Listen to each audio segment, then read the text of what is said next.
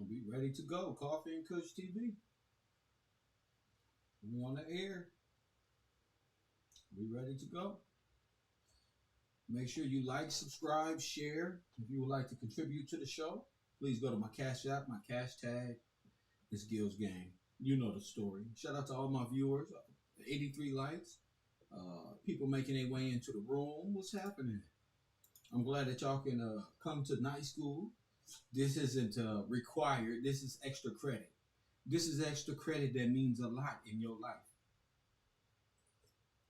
Press 1. I told y'all there was a legion of weirdos that was there, a system of control to control you.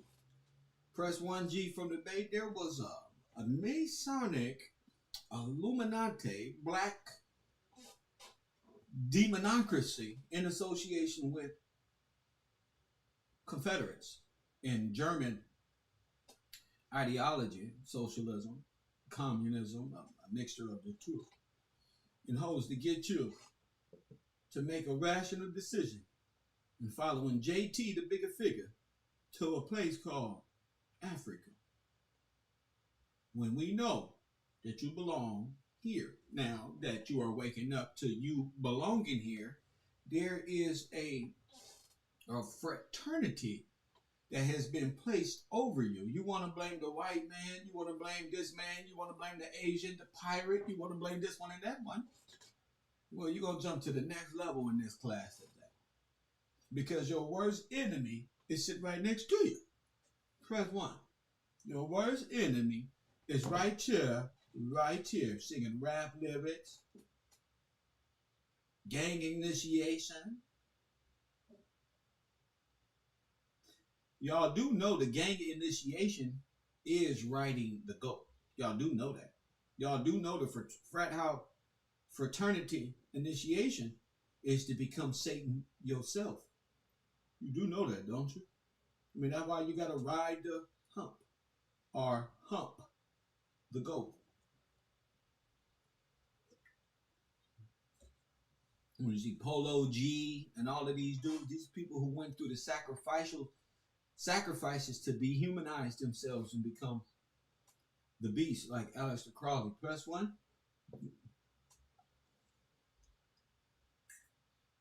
So today we're going to be researching who are these Greek fraternities. I know a lot of people fall in love with these people because y'all watch them coming up in rap music. They dribble basketballs on your television, some going in, some going out, all attributing to your damn emoji ass feelings. Oh, this one and that one has attributed to this problem that we got here. Shout out to Midori. Shout out to you. So what I want to do is give you a couple faces that you might see that are part of these organizations. One of them is Jabari. Jabari tried to come over here and teach you that you was an African. Press 1.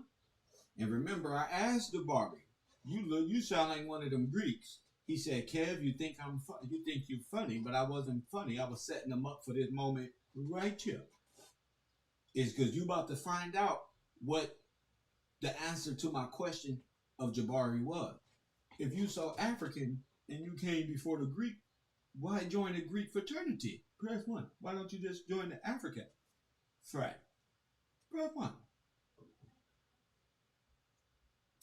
He couldn't answer that. He'd rather focus on how funny I was being. Condescending. But we got it. He say, Kev, you know I'm a fraternal. I'm a Greek frat, Alpha, Sigma Phi, something he said. I don't know, Alpha Phi Alpha. Press 1. Well, if he's Alpha Phi Alpha, which one is Kevin Samuels? Press 1. Which one is Kevin Samuel? Now, Kevin Samuel must be Alpha Phi Beta. Which one is he? I told y'all, we running up. Y'all think it's clout? We gonna show you some goddamn clout. We gonna show you some clout. Which one is he? What fraternal order is he from? So we got a Kappa, 2 Kappas on the internet, both teaching you from Africa and teaching you to hate yourself. That's not a coincidence. Now this isn't a shot at Kevin Samuel. He probably don't even know what he doing. He don't know the transgression that he don't got himself involved in. You know, he probably don't know that he was sent to do this, to cause harm unto the community. But I'm not just saying this because I researched these things. I study Jabari and Kevin Samuel's fraternal orders. Press 1. I like to know what's in the urn. Talk about the dead. And what happens when you open it. That's what I'll be worried about. That's what I'll be thinking about. What do y'all know so much? And then when you talk to them, they all play retarded. They all tell you from Africa and how you should come to the boy hangout crew and hug on each other, and that's wrong. Like we some steppers. We not. I'm not no stepper. A stepper is a fraternal. You see how they work themselves into your linguistics? You're alpha, you beta, you a stepper. They got you.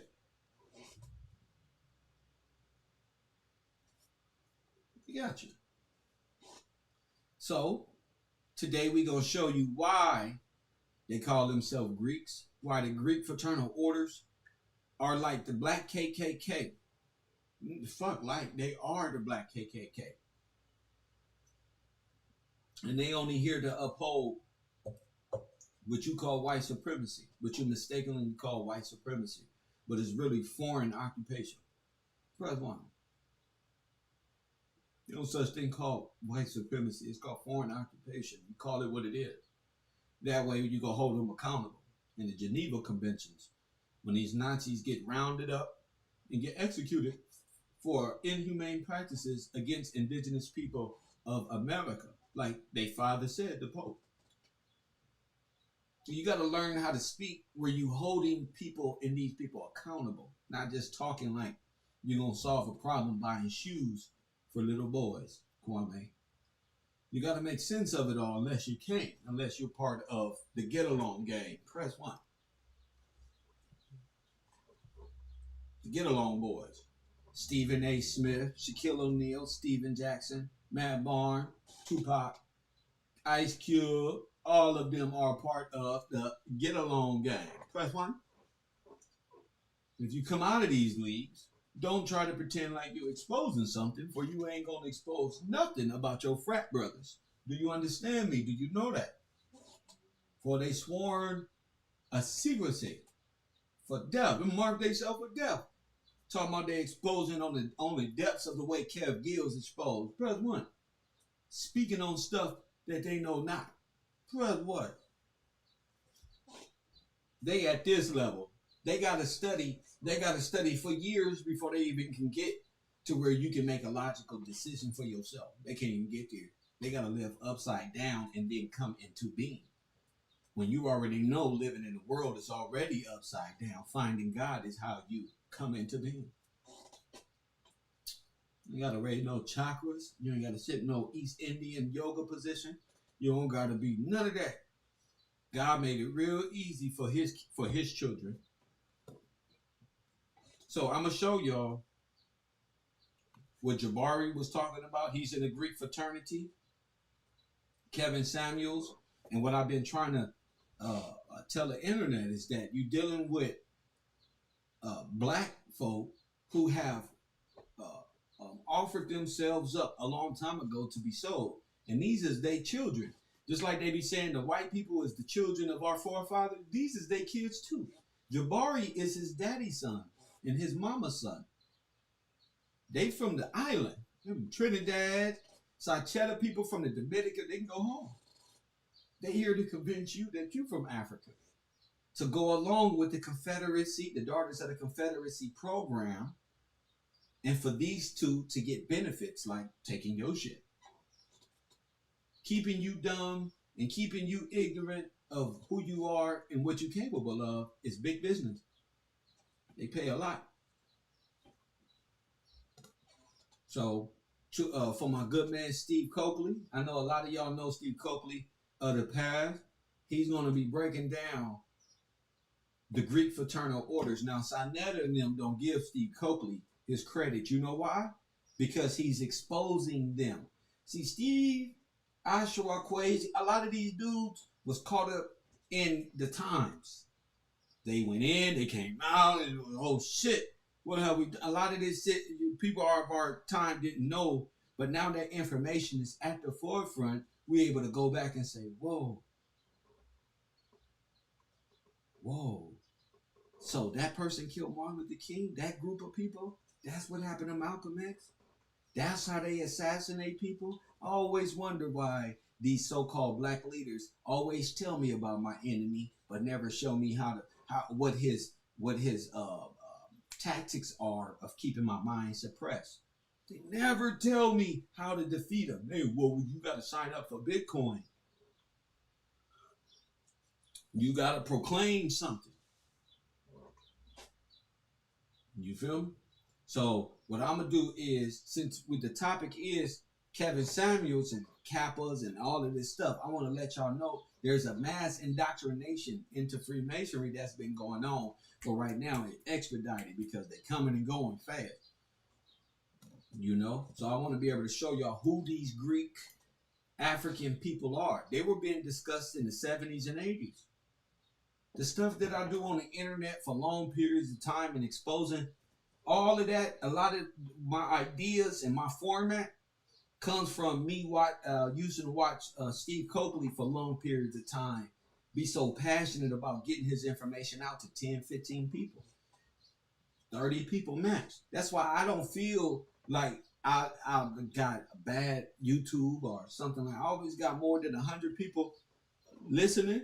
I'm always gonna have over 1,000 people listening and watch and getting the message. So we got it better than our brothers did in the past. So we got to spread that information just as much as we spread this, because it's all relevant. Remember, Egypt, Kemet, all this stuff happened here. Mount Sinai, here. All this stuff, ancient Egypt, not modern Egypt, ancient Egypt is all here in Americas. And a lot of our brothers of the past had it wrong, but they all right. So let's get to the movie. I hope y'all enjoy this lecture. I hope y'all brought y'all notebooks, pens, and pencils, because I did. And I will be stopping and playing to break down just in case y'all got some questions that y'all need to ask or need some clarification on. Press 1. This is the brother Steve Coakely. Press 1. Oh, Jabari already knows. Saw that over there like, oh, damn. No. Press 1. Y'all, if y'all know who Steve Coakely is, he was the Kev Gills of that time. Press 1. Boy, this man right here didn't leave the auditorium until you understood. Press 1. He ain't let nobody leave. He will sit there and talk all day, all 15 of them damn people, for hours and hours and hours and hours until they understood what the Greek and how dangerous the Greek fraternities was towards the Afro-American communities and how they are infiltrators. Press 1. How they are infiltrators. Now I need y'all to pay attention, because I've been prepping y'all minds to pay attention. I need y'all to pay attention. Listen to the wording. I'm going to be right here. Listen to the wording. They not doing nothing but exposing all the Greek fraternities. You don't even got to go too far to look. You just cut on your TV and see Kwame Brown dunking the ball and damn Stephen A. Smith talking about it. You know what I'm saying? It's the shit that you fucking see every day. That's been. Now you starting to see the media. It's not Fox or CNN. It's them and those who own it for all this sports and entertainment that's been taking God, flipping it upside down, and you becoming God. Press 1. I've been telling y'all. That's all they want you to think, is that you God. Y'all see all these black people coming on with Vaseline on their skin with little mini dreadlocks because young Pharaoh gone and it's a void? We gods, and they came from a portal in 1492. Get the fuck out of here, because that's what happens when you don't got a timeline of events. You start daydreaming. Press 1. You start daydreaming. What's up, champion? My man D-Jack in the building. Cheka in the building. Team Gillespie, Team Gills is in the building. What up, Todd? Love is in the building. And y'all gotta watch out. Shiva's in the building. Which y'all gotta stay focused. There's a lot of people that's gonna come try to distract. Okay? Y'all gonna tell who they are by the way they type, not how they talk. This the internet. This is where you can make believe shit. You can pretend to be smarter than you really are. But the women and the fellas, no, this is a retarded person who done walked up in our classroom. Amen. You feel me, Crenshaw veteran too. You feel me, coming out of Bungalow 54. That's my dog. All of the Bungalow 54 people showing up. I love this shit. Y'all love this shit, huh? Y'all know I've been bracing y'all for the truth, okay? I ain't just been on the internet talking nothing. These Greek fraternal orders is the black KKK, okay? Period. What's that? I don't need no man. I get my own Birkin bag, period. God damn it. I know a slave trader when I see one. Nowadays, they don't got advanced. It's like trafficking. They'll get you to traffic yourself. Here, sign up right here. Don't you hate America? Come on, get on this boat. Let's go back to Africa. Who, me and you? When all the while, this is the homeland you've been looking for the whole time. Kevro. So Steve Coakely, rest in peace to Steve Coakely. You see how they do us? They poison us. They want to get rid of us bad. They wish. He said, how the hell did this nigga's spirit get on this earth? You got to put this spirit away. You can't get rid of this, stupid. You can't get rid of this. You drop one, 10 more gonna put. We's babies, kids. We not my mama's sons over here. This is my dad. That's pussy name son right there. My mama's son. I'm my father's son, and I'm gonna carry that name, fool. You don't carry the last name of your mama, clown.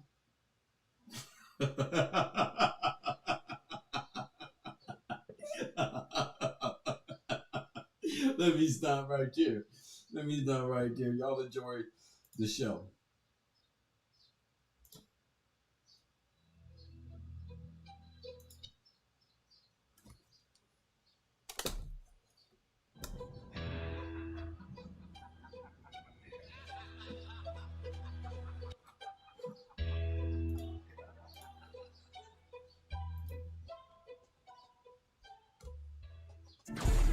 I'm the highest in the room. Hope I make it out of here.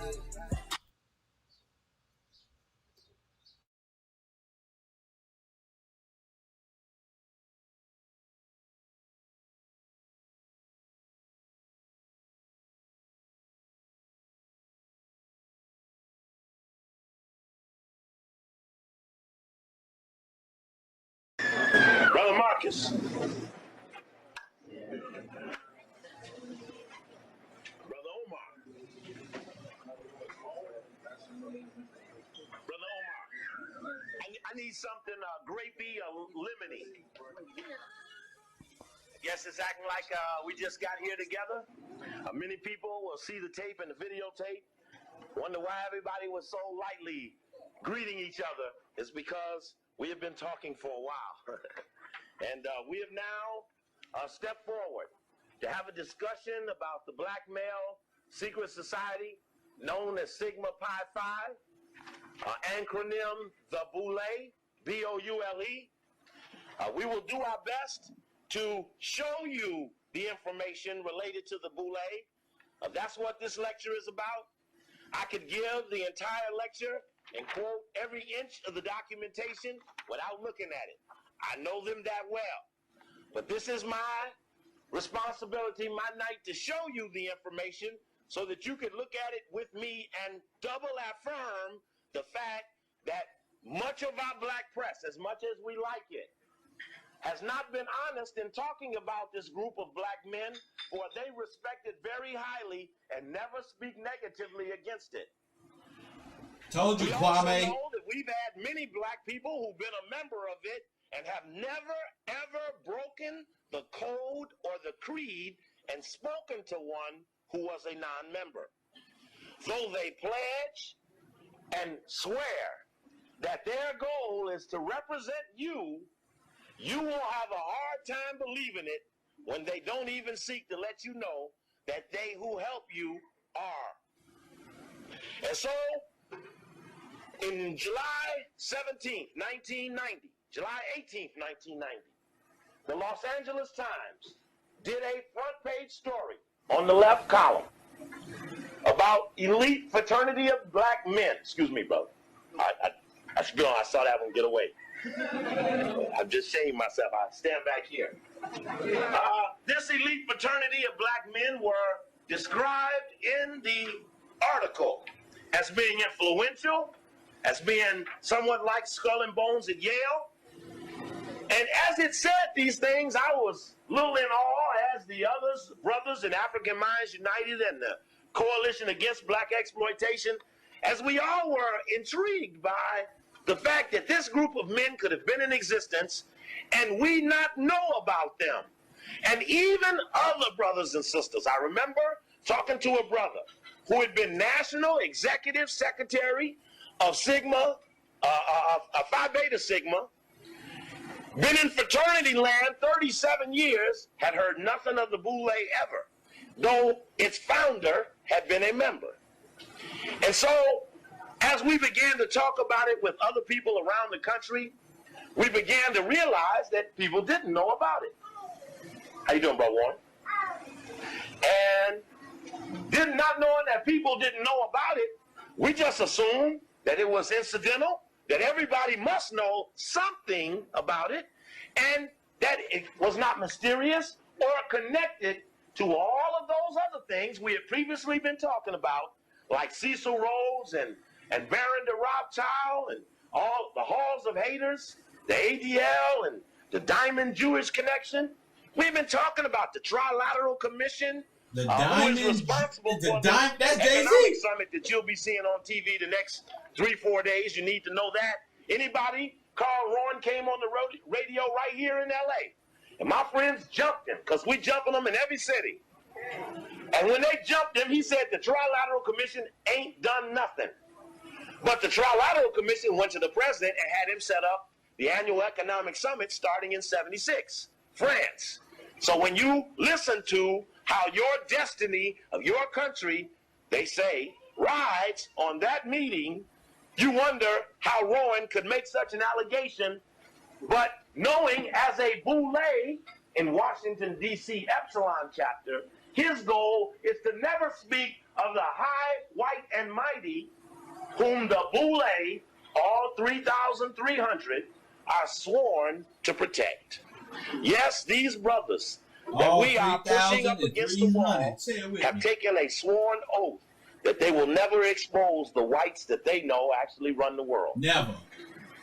They, in ambition and in deference to liberation and respect of the race, have agreed to maintain the status quo of white supremacy. Told you. Which has two levels of white supremacy: a local, limited, parochial side, the Ku Klux Klan, the Reardons, the Kenny Hans, the local clans. They all up in LA. But has a powerful, more mighty upper crust, which probably would include Occidental Petroleum and Arco and Exxon and Mobil Oil and the Rockefeller Foundation and other influential, wealthy families and institutions.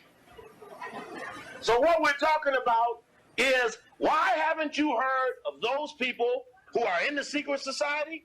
It's because the people who you look to, who you would most suspect would tell you, have sworn that they never will.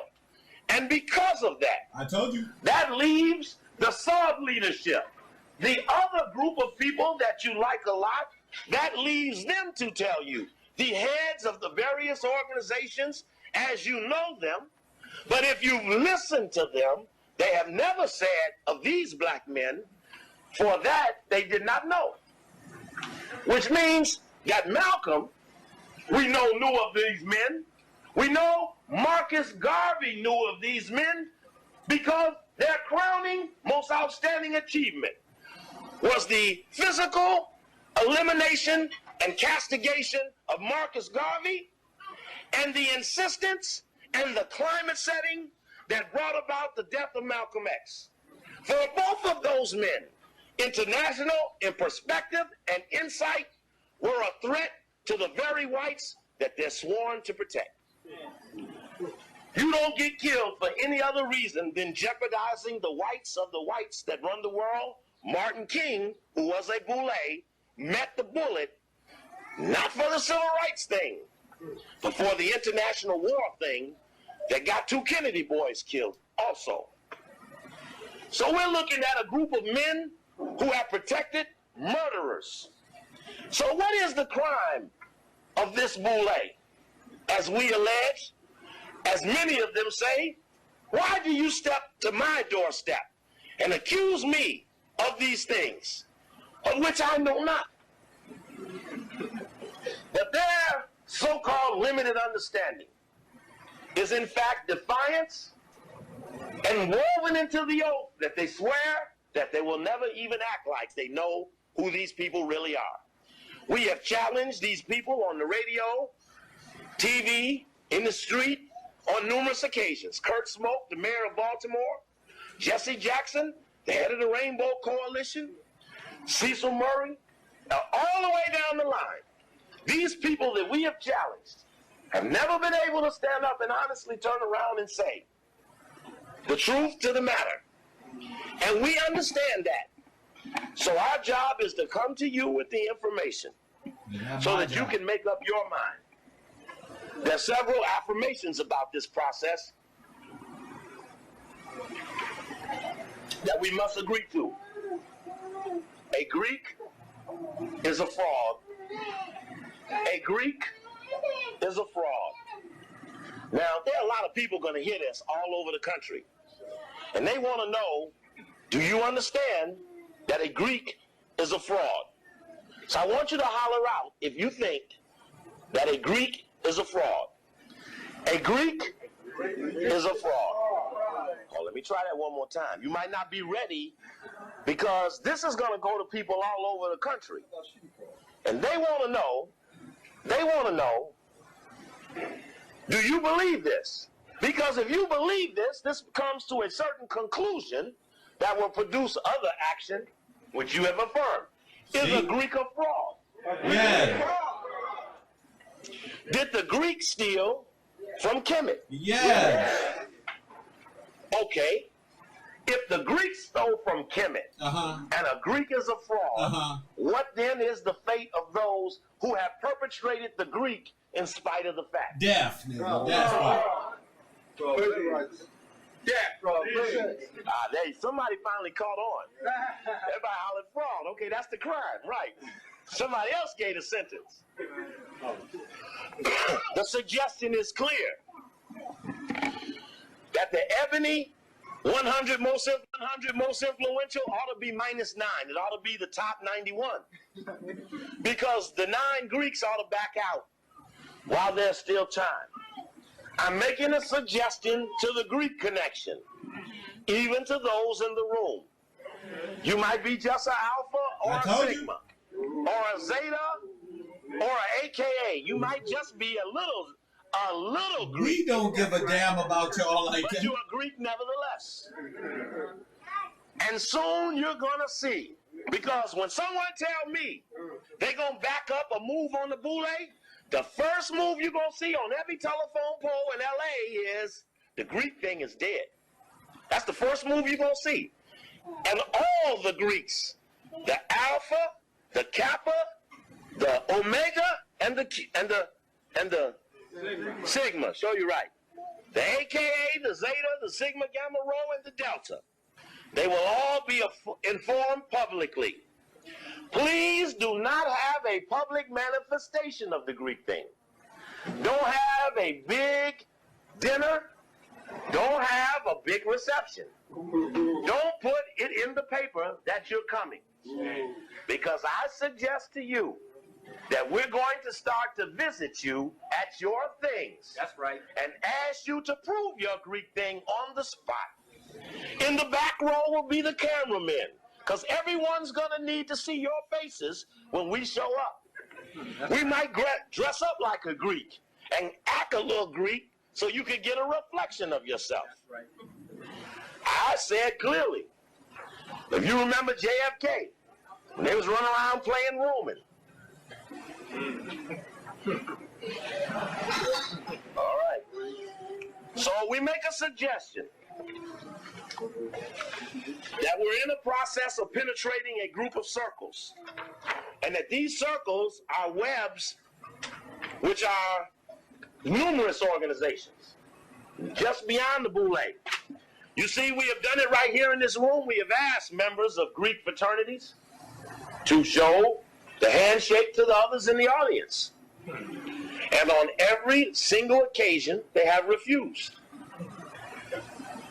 And that goes to show that even though we may be in their best interests, there is a bridge that will separate us, which cannot be tolerated when we're under attack. We did the lecture Africa 93. We showed that the white man is pushing colonialism without hesitation, and he's saying it publicly and openly. And under those circumstances, deviation can't be tolerated. So some of you who have asked, what can you do, will be asked, can you go to the big white hotels where the Greeks give the other Greeks their money? Can you go down there with me on the night, Friday night, when they got the big dinner? See if we can get some answers for this Greek thing. Hold up some pictures of Greek and ask them which one is their daddy. Or hold some pictures of some fallen combatants or Akebelons or Azanians and ask, do you support the ones that did this? We must confront our people, for it is our people that have tolerated the jam that we're in, and these people are at the top of our people as a guarantee from white people. Yes, the whites guarantee the Boule prosperity and notoriety. I'm telling you, we done put a lot of pressure on these people. Turned a lot of them into flat tires. I saw one of the tires blown up last week in the LA Times, trying to put air back in a tire we flattened for supporting the Boule. Check. Check. This is the founder of the Boule, Henry Minton. If this was color, you'd see he's light, almost white. Because in the early aspects of the organization, there was a lot of that. Henry Minton is the founder and so-called pioneering spirit. Brother was kind, knowing I needed a point, of the organization Sigma Pi Phi. The head man of the organization is called the Grand Sire Archon. A-R-C-H-O-N is what a member is called after they have been inducted. They're an Archon. He was the Grand Poobah from 1908 to 1909.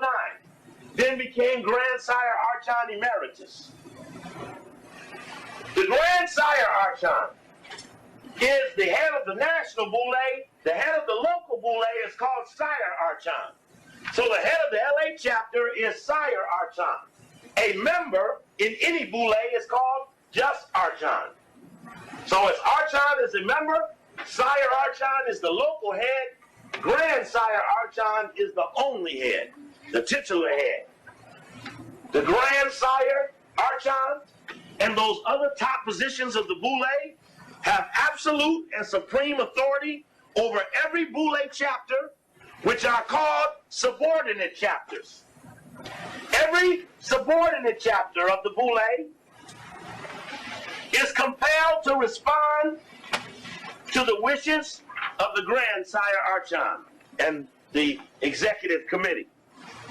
This is a discussion about what Minton was thinking about in 1904 when he wanted to set up the organization. This is from the history of Sigma Pi Phi. That's the history book of the organization. The history of Sigma Pi Phi is written by an alpha named Charles Wesley, who wrote the history book for A Phi A as well. Didn't he?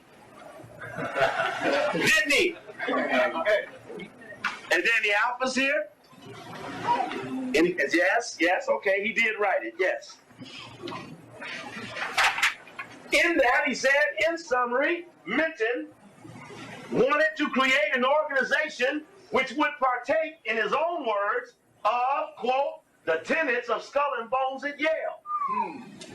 Now, in the July 18th article on Skull and Bones, on the Boule in the LA Times, And I'm going to show you the original article that we first found on the subject. And I want to show you what it says, because in the article, you get the impression. And I just want to, when they say Skull and Bones at Yale, that's what they're talking about. That's the logo for Skull and Bones at Yale. Now, who would want to be patterned after that? Because that doesn't look positive to me. Now, you're already a damn Greek. Now you done went and got some poison. So that's a double header. Okay, I'm looking for you this opening article. Here we go. This is a little hard to see when I'm up here, so it's a little difficult. Let me take this off. It's a little warm in here. It's even warmer up here. This is the original LA Times article. Everybody see that? Did you see that when it ran in 1990? You did see it. No, you didn't see it. What's the date on it? That's July 18th, 1990.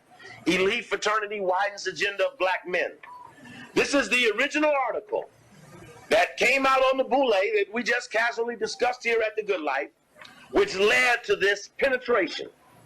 Because by the time Brother Oswald gets up and starts decodifying a little of that symbolism, you will see that we have in fact cracked a riddle that has contained our people.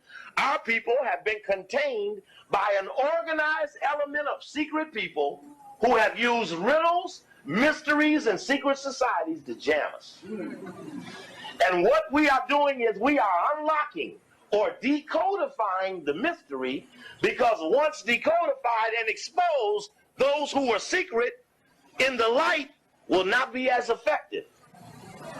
Which must be our goal, since liberation is not theirs. You can't liberate as a Greek.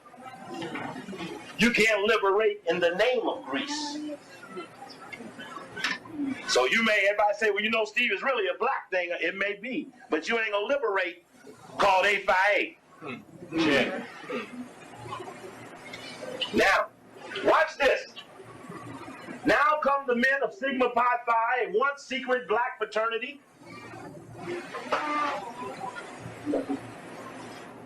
That celebrates the professional and material success of black men. Have we had much material success?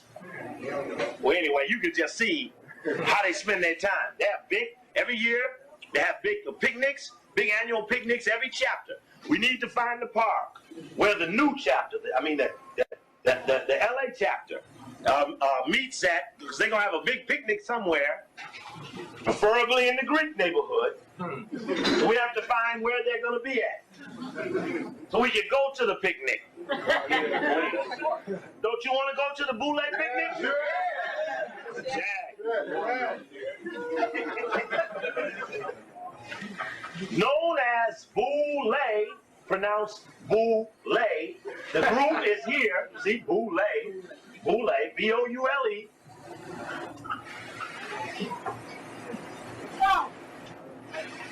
Known as the BOULE, the group is here this week for its biennial meeting, and it's look at an agenda for the black male in the 90s.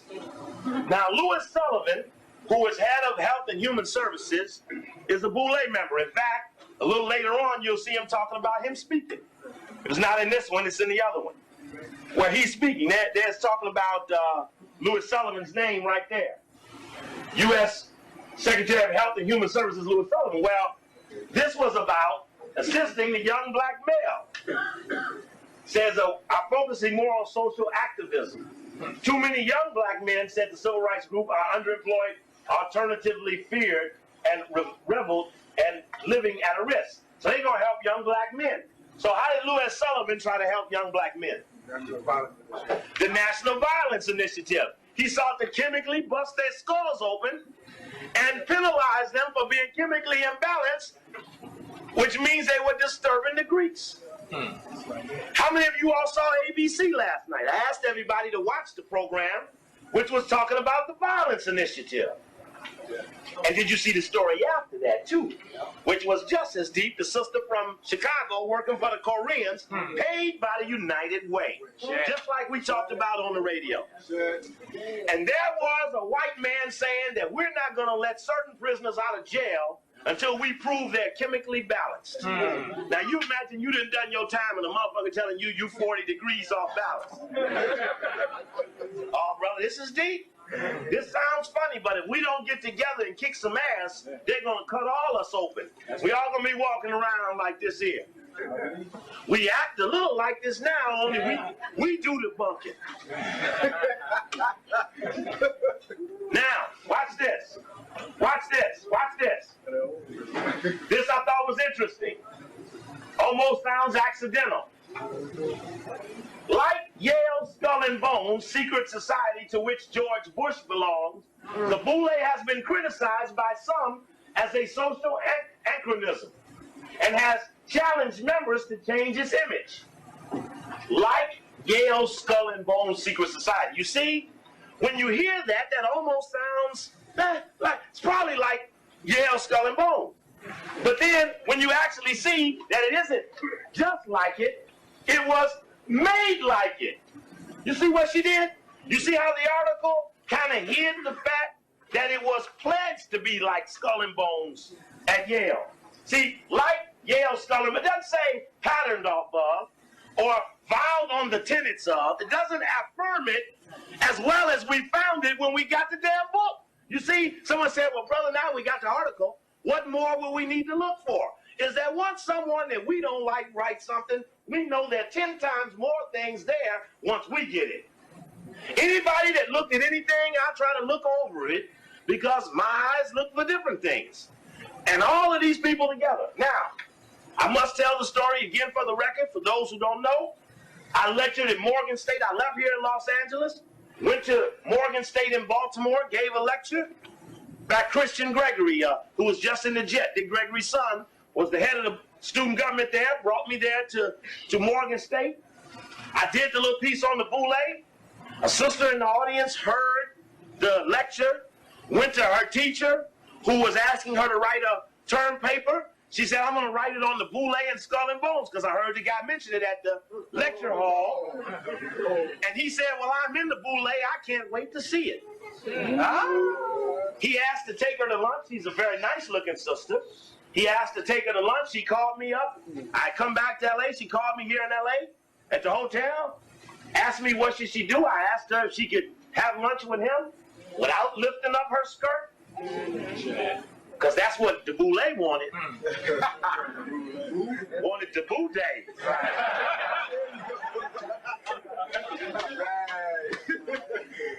So, sister proudly called that she had gotten a history book from him, which has a huge blue cover. It's coded in blue.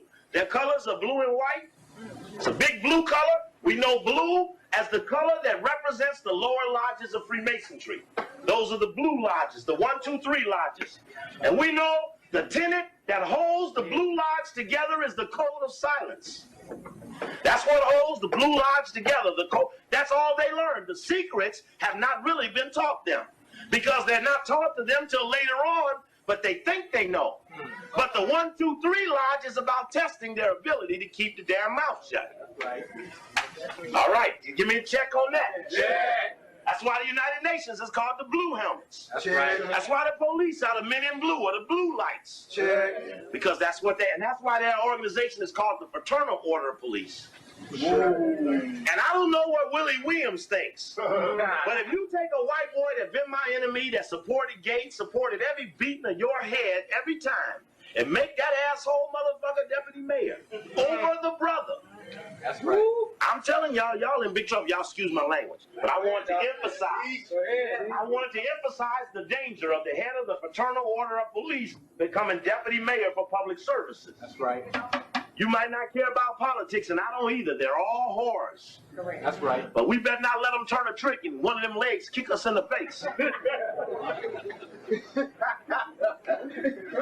So for no other reason, do it for that reason.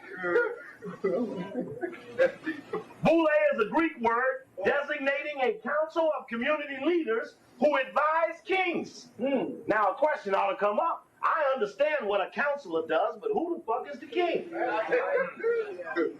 Now, we have a tape where, you all remember the book called Black Power? Yeah. It's written by who? And Charles Hamilton. Very good. Charles Hamilton, 4 years after he wrote Black Power, joined the Boule. As he then started making $100,000 with the Rockefeller Foundation. He went on Bob Law's show recently in New York, and the Coakelyites in the bowels of Brooklyn, Harlem, and the other bowels of New York jumped him on the Bob Law show about this Boule thing. And they misstated the challenge by saying, I think it's a Latin word. He said, yeah, it's a Latin word. But we know it's Greek. He gave him the decoy. They said, who is the king that you serve? And he said, I don't really know nothing about that king thing. We don't serve any king. I mean, we have meetings and stuff, but we don't know of any kings. Well, why then do you call yourself that? In your own history book, you will see that you call yourselves the advisors to the king. And the question comes up, if it ain't so, why do you say so? But see, basically, they don't think you have the information.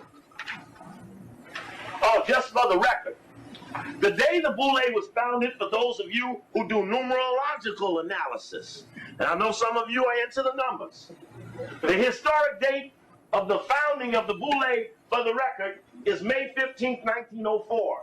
That is the birth date of Sigma Pi Phi, and it should be written indelibly on the memory of all members in the fraternity. This day was for Boule its Founders' Day. For on this day, the decision was made to establish this first of the fraternities for college graduates. This date, or the date of the May meeting nearest May 15th, has been celebrated as Founders' Day. Now, if you all were at AMU one night, that we did a lecture called LA Boule Coup d'etat Implications, where I talked about the coup d'etat and the JFK movie and about the Boule, and there was a guy sitting in the front row who was in the Boule. That's right. And he said to the audience that he doesn't even read his history book. But we know from the history book that every chapter must review the history book during the month of May. But again, they never count on you having the history book, so they don't answer you as if you know. They answer as if you don't know or never know. That's why they don't like us like they do. Because we're arming you and putting you in a position to demand answers to questions that they never expected they'd have to give up. That's right. So this is compelling. We're going to look at some codified things that they talk about. There's some funny things they say. From their history book is another dialogue we want to look at. This is, as you can see, history of Sigma Pi Phi. As you see, I write on my stuff. The things you read, write on. Talk to it. Hold it for a while. Quit throwing it away as soon as you get it. In your house, there's a lot of pressure not to be junky. You'd rather be dead than junky. You'll be dead because you won't read and study, and you don't study because you don't store it. How can you study unless you store it? So because you have pressure to be neat and cool and clean and look like Ultra Sheen, you throw away the information and fight the dust busters. I suggest your houses need to get slightly more junky. That's right. As you start taping on the wall the information so you can study it, sleep it, dream it, wish it. Pray for the right that you're given the axe the night we have to slay Goliath's head. Pray you get a slash. That's right. Your children are going to ask you, Mama, Daddy, where were you when the liberation came down? Were you in on the victory? That's right. Have something to tell your children. Check. Check. Check. Page 38 of the history book.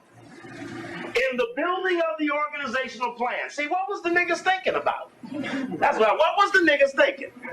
Because you gonna sit up in 1904, just got your ass whipped in Reconstruction, just had Africa divided up before your very eyes, colonialized up the butt, just after the fake emancipation, Civil War, slavery, some still in slavery. You can't pee in a white toilet, you can't eat in a white restaurant. This is fucking 54 years before Rosa Parks. You understand what period we in? Right. We talking about you got to lean way over to go Greek. There ain't even no radio or TV yet, so somebody had to tell you about them. You couldn't even read about them. You couldn't see nothing about them and hear nothing about them. There was no TV and no radio in 1904. So when you talking about you gonna set yourself up like tenants of Skull and Bones at Yale, you better believe somebody in around this boule, and we checking on this history of Minton, may have been a Skull and Bones at Yale his damn self. Right. Pass. Passing for what? In the building of the organization plan, reliance was placed upon Greek history and traditions. See, nigga tell you, to ask them niggas in that, I say, now look, hey, in the fraternity and sorority thing, hey, y'all really Greek or y'all like African on the slide? They say, no, brother, it's really African. The white Chevrolet blocking cars that can't get out. Is that you, brother? Check. Okay, we straight. Thank you, sister. And so,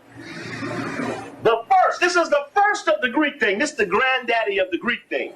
Here it is that we see that they placed how much on the organizational plan? Reliance was placed on Greek history. So when you confront them, they're going to swear it ain't a Greek thing. And you're going to tell them, say, well, I seen your thing, and I know your thing is Greek from the jump. And no subordinate boule, archon, can ever deviate from the structure and the guidelines laid down by people in the organization higher than them. Never does a private disrupt the sergeant, who does not fuck with the lieutenant, who does not contradict the general, who does not talk back to the major, and how many stars a general you are, don't talk against the president. So when you're in a hierarchy, you are controlled from the top down. The bottom could be honest people, but they must do what the top tell them. That's the deal. So if you're in the army, you know it's someone over you. Even if you colon pop. Colon. I'm holding my colon.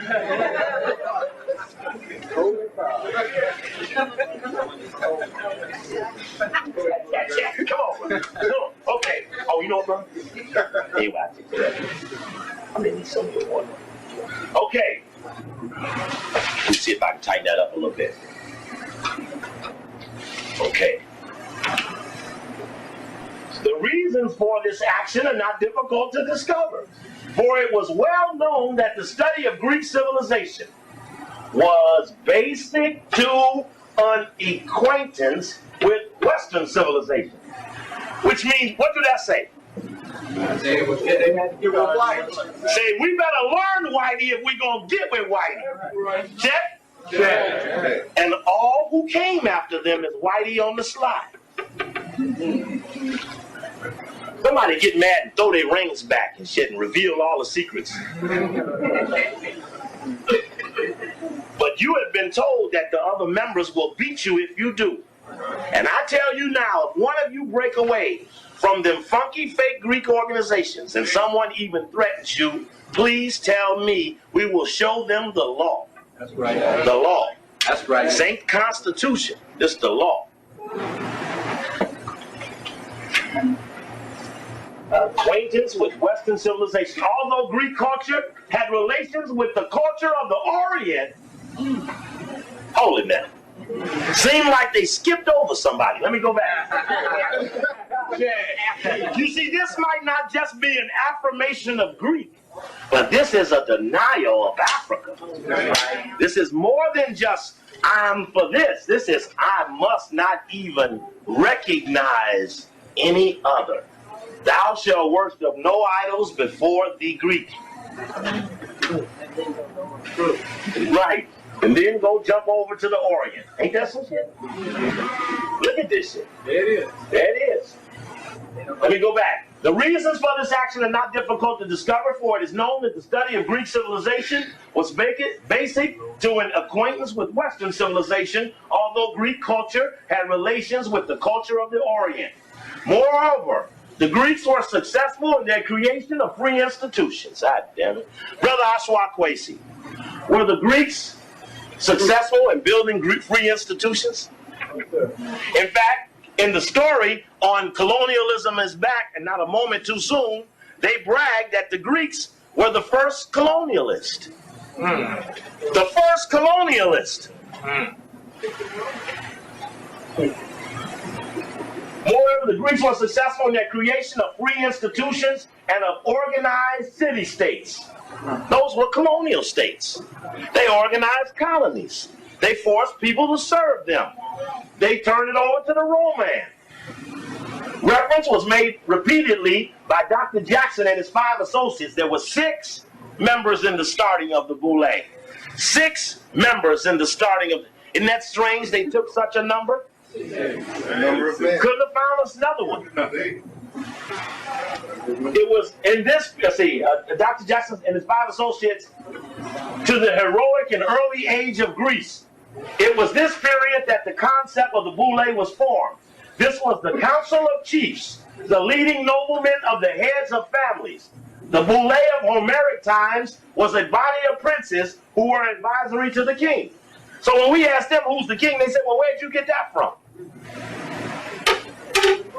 In Salome's time, the Achaean Boule was a senate of elected men who numbered 400, 100 from each of the 4 Ionic tribes. They prepared bills for the action of the popular ecclesia. Their number was later increased to 500, chosen by lot, and again was reduced to 300. The name has persisted in Grecian history. In modern times, the lower house of the Parliament of Greece, a body of 250, was known as the Boule. In modern times, the what house? Lower house. Lower. What does that mean by definition? Somebody that there's somebody on the 2nd floor, these niggas on the 1st floor. That means that when we talk about that they take the position of being a Grecian sphinx, we understand they're blocking for another person who got the ball. And that's the mystery to the Boule as to why they will never own up who really has it, because they think if you don't know who got the ball, you won't know what to tackle. So their goal is to knock you down and assure that their white man can score a touchdown. In England, House of Lords, House of Commons, the Senate, the Congress, the owner of the plantation, the overseer. Understand this. Understand.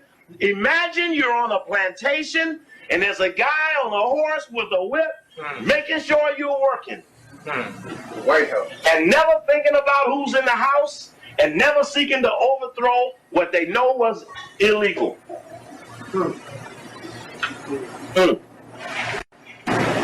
Counselors had to pass an examination in which their past lives were passed in review. We know that in Skull and Bones at Yale, when you do your initiation, you have to lay in a coffin butt naked. And you have to talk about your past lives, and everyone has to hear compromising stories about yourself that you tell other members to protect you from ever getting out of line. That's right. You seal your secrets in all the members. So there's a lot of homosexuality going on. I know Erwin France, who's a big-time Boule in Chicago, is big-time homosexual. Big time. Big time. An oath was taken to observe the laws, to give advice according to his best power, and to examine his successors with fairness. Anyway, that's interesting. Let's go back over here a second. We don't want to appear as if we were remaining above the problems of most black people. We know we didn't get here solely by the dint of our own hard work. We owe a lot of people, and we have to give back to our brothers and sisters. So you already know that they say they owe you. Right. Now you just knew who they were. So you can collect. Now the first BOULE chapter, oh yeah, bro, we got it all. We got it.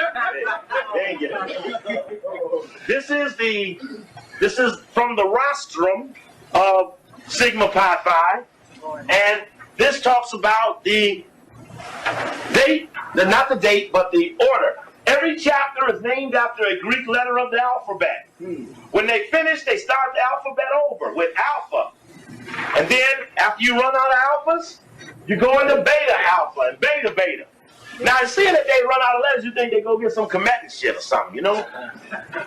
Since they ain't got enough Greek letters to hold on. Now, imagine you had an organization in Philly, Chicago, Baltimore, Washington, New York, St. Louis, Kansas City, Detroit, Atlanta, Columbus, Northern New Jersey, Houston, Los Angeles, Minneapolis, Conroe, Arkansas, Pittsburgh, Dayton, Cleveland, Charleston, Nashville, Tuskegee, Louisville, New Orleans, Virginia, Berkeley, Cincinnati, Dallas, Tallahassee, Indianapolis, Oklahoma. You see what I'm saying?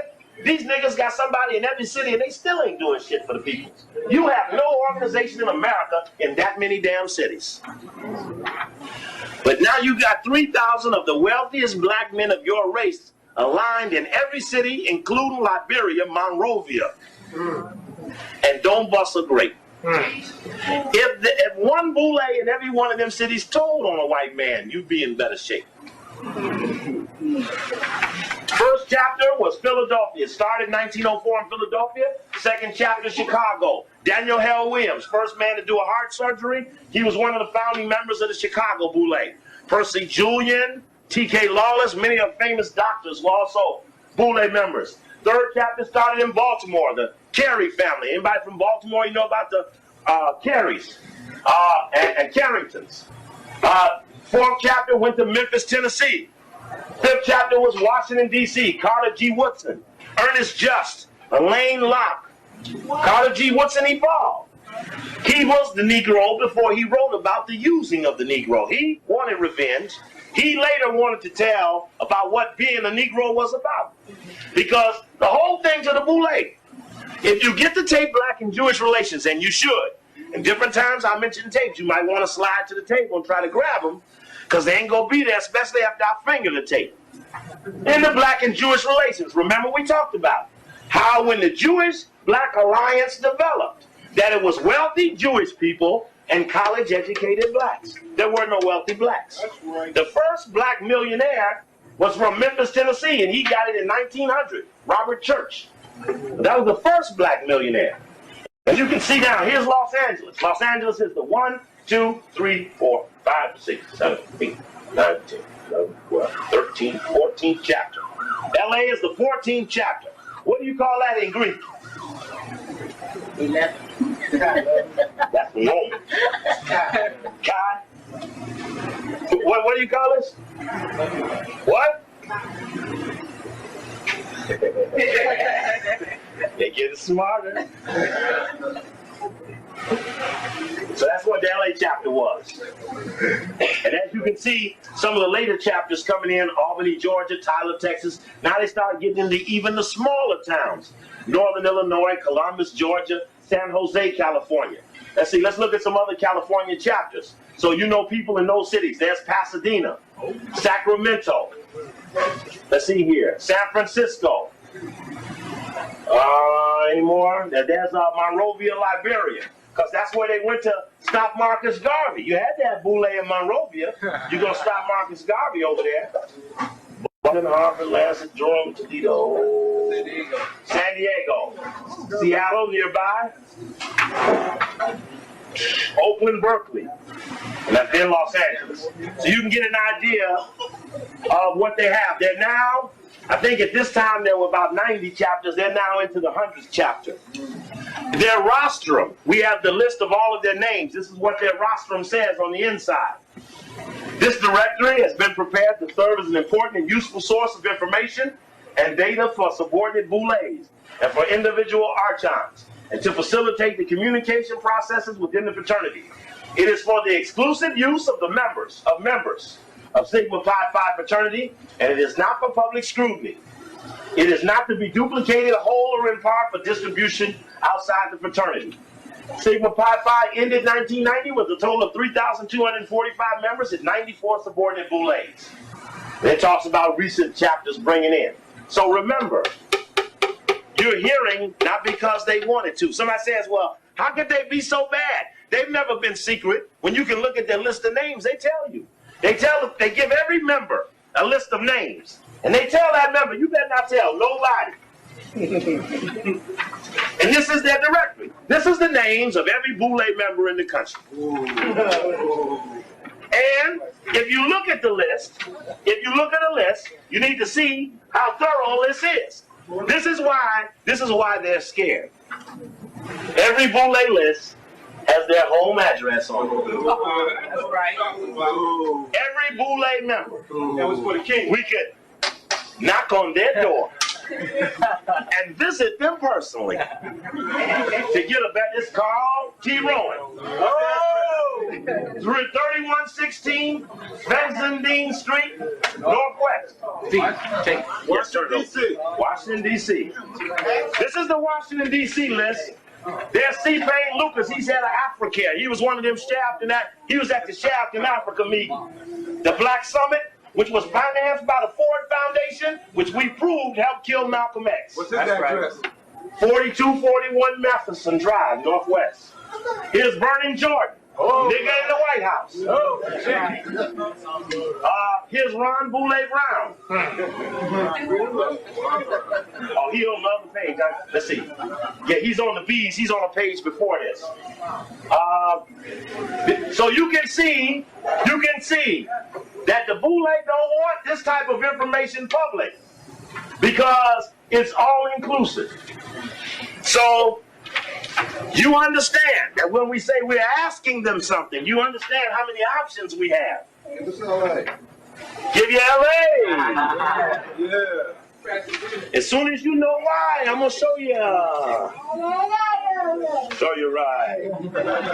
This is the author of the boule. It's Charles Wesley. That's another book he wrote. The author of the boule history book, Charles Wesley, also wrote that book. Anybody ever heard of that guy? Yeah. Yeah. Yes. Yes. Prince Hall. Show you right. Prince Hall Masons. All right. We need to ask them. Yeah. Okay, now. Well, that's all right. That's all right being a Prince Hall Mason. And we ain't got nothing against about being a Mason order. Just when we ask you a question, we want an answer. You better get it right. Show you right. Someone asked they want to see Ron Brown's address. There's Ron Brown's address. 722 Unicorn Lane, Northwest Washington. 2722. And the secret group that financed the summit in Africa, that's the vice chairman of the International Self-Help Institute, Andrew Brimmer. You saw him on that list. There's Clifford Alexander, former secretary to the Army. You might have remembered him from the Carter administration. Now,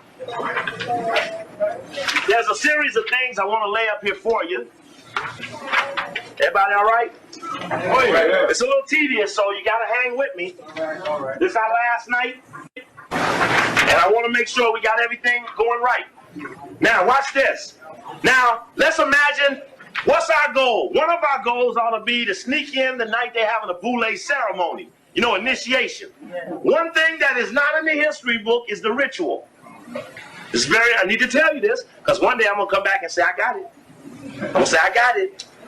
I got it. We're trying now to get the ritual process. You can see here, there's a clue to something about the ritual here. Finding the hump. Oh, we're going to check it. Getting the goat, huh? Getting the hump.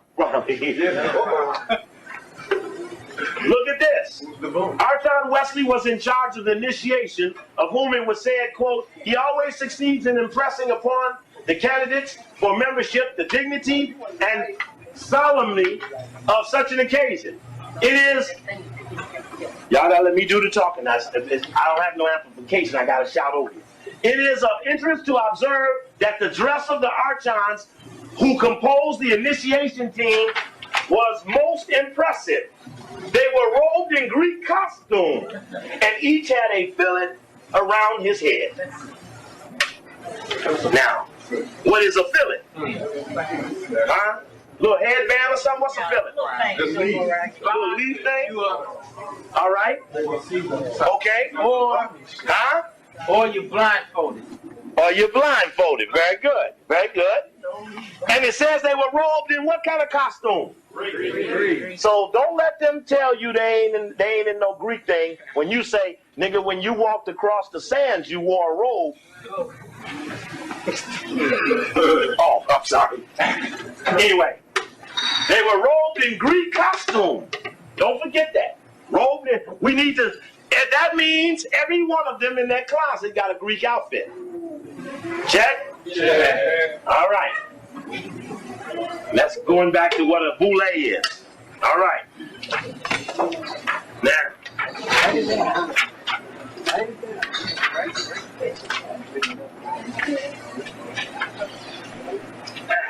Here is the cover of the history book. That's the cover of the history book. That's what the cover of the history book looks like. The history of Sigma Pi Phi. As you can see, right, the first of the Negro American Greek letter fraternities by Charles Wesley. And that was the anniversary issue. We have found about 3 or 4 different versions of the book as it's been updated. We have a 55 version, we got a 69 version, and we got an 83 version. So we're constantly trying to keep up with them. As fast as they get them, we try to steal them. We're doing our best to keep you up with them as fast as possible. Now, I need to show you, I thought this was interesting. This is the boule when it was founded in Memphis. You can see that they use esoteric symbolism sometimes as they put the triangle behind them. Now that was the Memphis chapter when it started. I thought that was a little interesting that they aligned themselves like that. Like what? Look like what? Yeah. You see they're all light on the page. But that's about what we would suspect. Now we know that wasn't a Greek symbol. Check? Yeah. We know if you just even take the book by Brother George James, Stolen Legacy, and if you just look into the index at the front of his book and start looking at certain things that he says in the index, you will dispute all of the tenets that are listed in the Boule history book. In other words, in the Boule history book, it talks about Aristotle was the first to do this. Plato was the first to do that. Socrates did this, right? You can take Brother George James's book, who may have died a Masonic death. Yep. Who died a Masonic death. And just look at the opening part of his book. You must get the book, because this book will assist you in this exposing to the boule why they are a fraud and a fake. And you can do it by using his book, and he talks to you in the book about why he did the book and what was his desire for doing it. And if you have no rationale of your own, use his. Consequently, this step of the African legacy by the Greeks led to the erroneous world opinion that the African continent has made no contribution to civilization and that it as a people are naturally backwards. This is the misrepresentation that has become the basis of race prejudice, which has affected all people of color. Right, that's it. So if you don't want to check it for no other reason, understanding that doing the Greek thing magnifies and plays into the dominant element that subjugates our people worldwide, that we were an inferior people. You with that? Yeah. Get some check on it then. Yeah. All right. Now, let me see what I got here. I say this is a little hard to do because it's hard lining them up. Let's see here. This is another little picture about Skull and Bones. This is from, I want to show this because this is from the Covert Action. When they did something on Skull and Bones, But they mentioned that in the CIA there was a thing called a bone cell. In other words, you take the CIA, and they're a secret group, and then you double seal a secret. You set up a mission, say we're going to kill Malcolm X. You set up a mission where not only are they CIA, but they may be double webbed into another organization that compels double secrecy. You with me? Right. So now you're trying to protect the secret and you're welding it 2 times. You're putting a double lock on it. So when we saw that spy story that had come out, about the spy story that had come out in the Memphis Commercial Appeal, when we saw the spy story, we saw that there were numerous black men who were in on the spy story, who in fact were also BOULE members, which means that they may have been a cell. And that is important to us because that means you're double sealing a mission. And we have to keep up on that level. Now looking for a certain something I want to drop up here and show you right now. This is an old BOULE journal. They have a magazine called the BOULE Journal. That's what the old BOULE Journal looked like. Then came a later version of the BOULE Journal to look like that. As they're constantly redoing their fronts, this is the founding of the DC chapter. Some of those names, if anybody's in here on Omega, you'll see Ernest Just, Carter G. Woodson, E. French Tyson, E.C. Williams, Garnett Wilkerson, Milton Francis, John Francis, Kelly Miller, Charles West, Ernest Just, James Cobb, Robert Terrell, Roscoe Bruce, Fonzo. Just every chapter usually has a picture in the history book like this of the members when they formed that chapter. Again, for their own history, for their own group, allowing each of them to protect what is important to them, which is their tradition. This is a very important thing for them.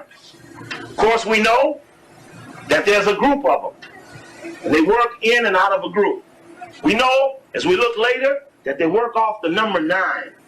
That the 9 number includes the 4 male and the 4 female, which in fact gives us a clue that it's a package deal. That we could not just be against one, we had to be against all, because they all were hooked together. And that no one was any separate from the other. Let's see here. Here's a eulogy to Charles Wesley, who wrote the history book. In this eulogy to Charles Wesley, we learned several things about the BOULE, which we had not learned in the past. This was quite an accident. In fact, let me just slip this up ahead of you. This was the story from the Memphis Commercial Appeal, the Army's Black Spy Network. That was a story you all might have heard about it on KPFK. Somebody read it out to you. Army's Black Spy Network dates back to 1917. I'm not going to spend all night showing this, but here, right here, Baker's special assistant was Emmett Scott. Newton Baker says here, the spy system that would question the loyalties of black Americans for generations began May 3rd, 1917. That day, Secretary of War Newton D. Baker ordered Von Demon to crank up the department's sleepy military intelligence division. Newton Baker had a special assistant's name was Emmett Scott. Emmett Scott became the grandsire archchild of the BOULE. Robert Moulton, Booker T. Washington's successor at Tuskegee Institute, came aboard, as did C.V. Ronan of Nashville, who sent Loving, who will work for DeMond, a list of potential black informants and troublemakers. So we're looking at 4 BOULE men who in the early 1900s were locked into a story that really came out about Martin King. The key to the story was that when we investigated the names, we found out they were BOULE members. I bring that up in collaboration with the earlier shot I showed of the cell of Skull and Bones at Yale, because they then began to depend upon the BOULE to identify people around the country, which is very interesting because that meant that you could be fingered unjustly. Wouldn't it be something some old BOULE come up and fingered you? as a troublemaker. This is a modern day Boule Journal, the inner sleeve of the Boule Journal, listing the officers of the Grand Boule. I think I'll use this as a chance to show you what the officers are, what positions are in the Boule. I'm not good at saying Greek, so you have to bear with me as I read what their Greek name is. See, this was the Grand Sire Archon. This was the immediate past Grand Sire Archon. This is the Grand Sire Archon-elect, who just resigned as a new guy now. This was the Grand Grammateus. That's the next position of the Grand Sire Archon. Then the position is Grand, how do you say that? Grand Thesaurus. Okay? I ain't good at Greek, so I ain't gonna be able to do it good. This was a guy who became school superintendent in Chicago. Dr. Matthew G. Carter, he was the Grand Grafter. This guy was the Grand Leading Archon. This guy is the Grand Lecturing Archon. The next guy is the Chairman of the Committee on Audit and Budget. Theodore Jones, interestingly enough, when COINTELPRO came out, Theodore Jones, who was the Chairman of the Board of the NAACP, got revealed as having been an FBI informant for J. Edgar Hoover. He was always, for many years, the treasurer of the Boule, and between 84 and 86, he was the Grand Sire Archon of the Boule. The chairman of the Social Action Committee, chairman of the Constitution Committee. So those are some of the positions that make up Boule. And we be up on that, basing it on, in fact, here are the current Boule leadership disappeared. See, if you don't know the names or aren't familiar with it, they can put it right in front of you and you wouldn't notice it. This is the Society World page of Jet Magazine, August 10th, 1992. It's hidden right in the middle of the story. Well, there we go. It's right up top. Cocktail chit-chat. When the 41st Grand Boule of Sigma Pi Phi fraternity convened at the Plush, they always brag about how plush or how prestigious their location is. Western Crown Center Hotel in Kansas City, immediate past Grand Sire Archon Benjamin Major of Oakland, California, passed the gavel to the new Grand Sire Archon Hugh D. Perkins of Baton Rouge. Anybody know him? Or know of him? I'd like to know what he does. African Americans working together for progress. It's like I can go with you but not know you. I will marry you but never met you. Was the theme of the Boules. Roy Roberts, manufacturing manager of General Motors Corporation, Flint Automotive Division, was the dynamic keynote speaker. An evening dinner lecture of the history of Kansas City jazz at an enjoyable picnic where more than 784 Archons and their families feasted on some of the delectable Gage's and Son barbecue. Let me get some pictures of that Boule eating them bones. Were among the Boule highlights, accolades were heaped upon the General Chairman, Elmer Jackson Jr., and his state of Boule, Kansas City, Archons, and the Archhouses. A Boule wife is called an Archhouser. And when a Boule member dies, his Boule pin has to be given to the wife to be buried in his grave with him. It has to be buried in his coffin. To get in the Boule, a person has to, get into the Boule, a person has to recommend you. Your name is taken to a Boule committee. The committee investigates your history. Having investigated your history, they have a vote recommending you for membership or not. Then you are approached and asked. In other words, thousands may be investigated and never initiated. You understand that? Yes, sir. In fact, here's let me see, here's some Boule song. Boule is steeped in symbolism. Here's a picture of Emmett Scott, who I showed you on that article, as he became the Grand Sire Archon at the meeting that was held in Los Angeles in 1941. And I said, as I mentioned earlier, isn't it strange that the Boule meets in Los Angeles and meets up at the Greek Theater in Griffin Park? And I went up there after the radio show the other day and looked at the symbolism up in Griffin Park and at the Greek Theater and at that Manly Palmer Hall location that sits down another one of those streets, Manly Palmer Hall, who was a big-time Masonic writer. And there's a ton of symbolism hidden in and around those areas. And soon we'll get it on videotape and share it with you. Some of the things we saw that we went around on that little escapade there up in the mountain. Selection of Emmett Scott as grandsire. Archon was one of the singular events of the Sigma Pi Phi's history, which had significance for its war relationships during these years. Archon Scott had served during World War I at the years 1917 to 1919 as Special Assistant to Secretary of War Newton Baker. Well, that only verifies where he was, but it doesn't say he was a spy. Which the story collaborated he was. Now, y'all all right? Y'all need an intermission? No. Y'all look like y'all hot. Now, let the people standing up make some decision. Y'all all right?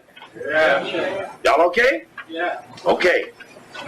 Now, let's get into a little further the symbolism of the organization and where it picks up certain things. Speaking of symbolism, let me set that up there a minute, and you look at that. See if you can get the symbolism out of that. Thank you, brother. See if you can get the symbolism out of that. Maybe somebody might want to stand up and say what that is. That's the cover of the book written by that white guy. Right? Y'all remember that? Yeah. What's that other picture up there? What's that at the feet? What's that at the feet? Black dragon. Some black dragons biting at Clinton's feet. Clinton is on what? White horse. And what did it say would happen when the white horse came? Yeah. Yeah, check. Yeah. Now, how much do they need to tell us before we know what they mean? Do we need to say any more? No. So that's the climate under which we operate. Here's what they call a boule song. Listen to this. Let me take a sip here. See. Give me a 1 and a 2. 1 and 2. From far.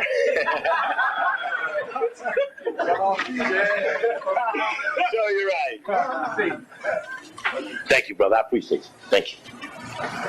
From far and near, you've traveled here, over a rough and rocky road, to reach the open portals of Sigma Pi Phi blessed abode. Our hearts, our homes, to you belong, and glad we are that you have come to share our fellowship song, to share our fellowship song. Each Archon who has dared to taste of the cup that threatened death, dear Sigma Pi Phi will defend with his life and dying breath. Should any for a Greek assail, his cunning words shall not avail. Our ears are deaf to envy's tale, even deaf to envy's tale. You hear that? They're saying y'all gonna jam us for being a Greek, and we're telling you now we can't hear this shit. And we won't listen to this shit, because we'll defend what we are to the death. Long as you call a decision, I'll bring you the game. I'm going to read that again, because there's symbolism in here that we have yet to fully decodify. It says, each Archon who has dared to taste of the cup that threatened death. In the ritual, they must use some cup with some liquid to symbolize something. And say, you tell, that's poison in the cup. Dear Sigma Pi Phi will defend with his life and dying breath. Should any for a Greek assail, they put Greek in quotation marks. Should any for a Greek assail, his cunning words shall not avail. Our ears are deaf to envy's tale, even deaf to envy's tale. Though elsewhere bickerings annoy, here at least are peace and joy. Where friendships built on faith abound, strife and discord near are found. Then drink together, archons dear, the cup of fellowship and cheer. For as the apple of the eye is to us sigma pi phi. For as the apple of the eye is to us sigma pi phi. The apple of the eye. What do that mean? It means the best thing to him. Man. The apple of my eye. You know, that's the prettiest thing. Like the prettiest girl. That's the best thing that could ever happen. The other thing when they the house, the boat, the yacht, the cars. The death from the cup. That's what that symbol. You had the skull and cross. That's the poison symbol. It's on everything. Yeah. The cup is representative of the grave. Of the grave? Grail. It's interesting that he brought up the word that the cup is symbolic of the grail. Because what we found out is that when you're a skull and bones, when you go over, you're called a knight. And the knight is symbolic of the knight of the round table. And that round table is the code word or the buzzword for an upper secret society that's in a book called Anglo-American Establishment, written by Carol Quigley. And in that book, he said in the opening that secret society of which the Rhodes Scholars come from is known as several names. This society has been known at various times as Milner's Kindergarten, as the Round Table Group. Okay, just hold it right there. Look at that page a second if you can read it, because that page is very significant to the discussion of who it is might be the ones that the boule has to cover for. In other words, they're covering for something. Now we know whatever they're covering for is beastly. Check. Okay, we'll come back to that. Okay. Now that's from Carol Quigley's book. That was the guy who Clinton thanked during his inauguration. I mean, when he won the Democratic convention, he thanked Carol Quigley in his speech. He said, Carol Quigley is the guy that got me over to Yale. Got me to Oxford. And it was Carol Quigley, who we showed here, has been called the Joe Valachi of political secret societies by his buddies for revealing the fact that there was such a secret society. I thought it was interesting that everybody through reading that? Well, I've said it every lecture I ever had a lecture. Now we only better collaborated the ones who we were always after. So I know we got these suckers. In the book by Manly Palmer Hall on the flower, plant, fruits, and trees, there was a tree showing the Knights of the Round Table. What I thought was interesting when I looked at the tree carefully is that in your mind we always thought about the tree in 12. But if you look carefully, it says the tree of the Knights of the Round Table, you find out that there are 1 knight, 2 knights, 3 knights, 4 knights, 5 knights, 6 knights, 7 knights, 8 knights, 9 knights. Ooh. Those 9 represent the symbolic 9 that's used in the Grecian Sphinx, which we'll be talking about shortly.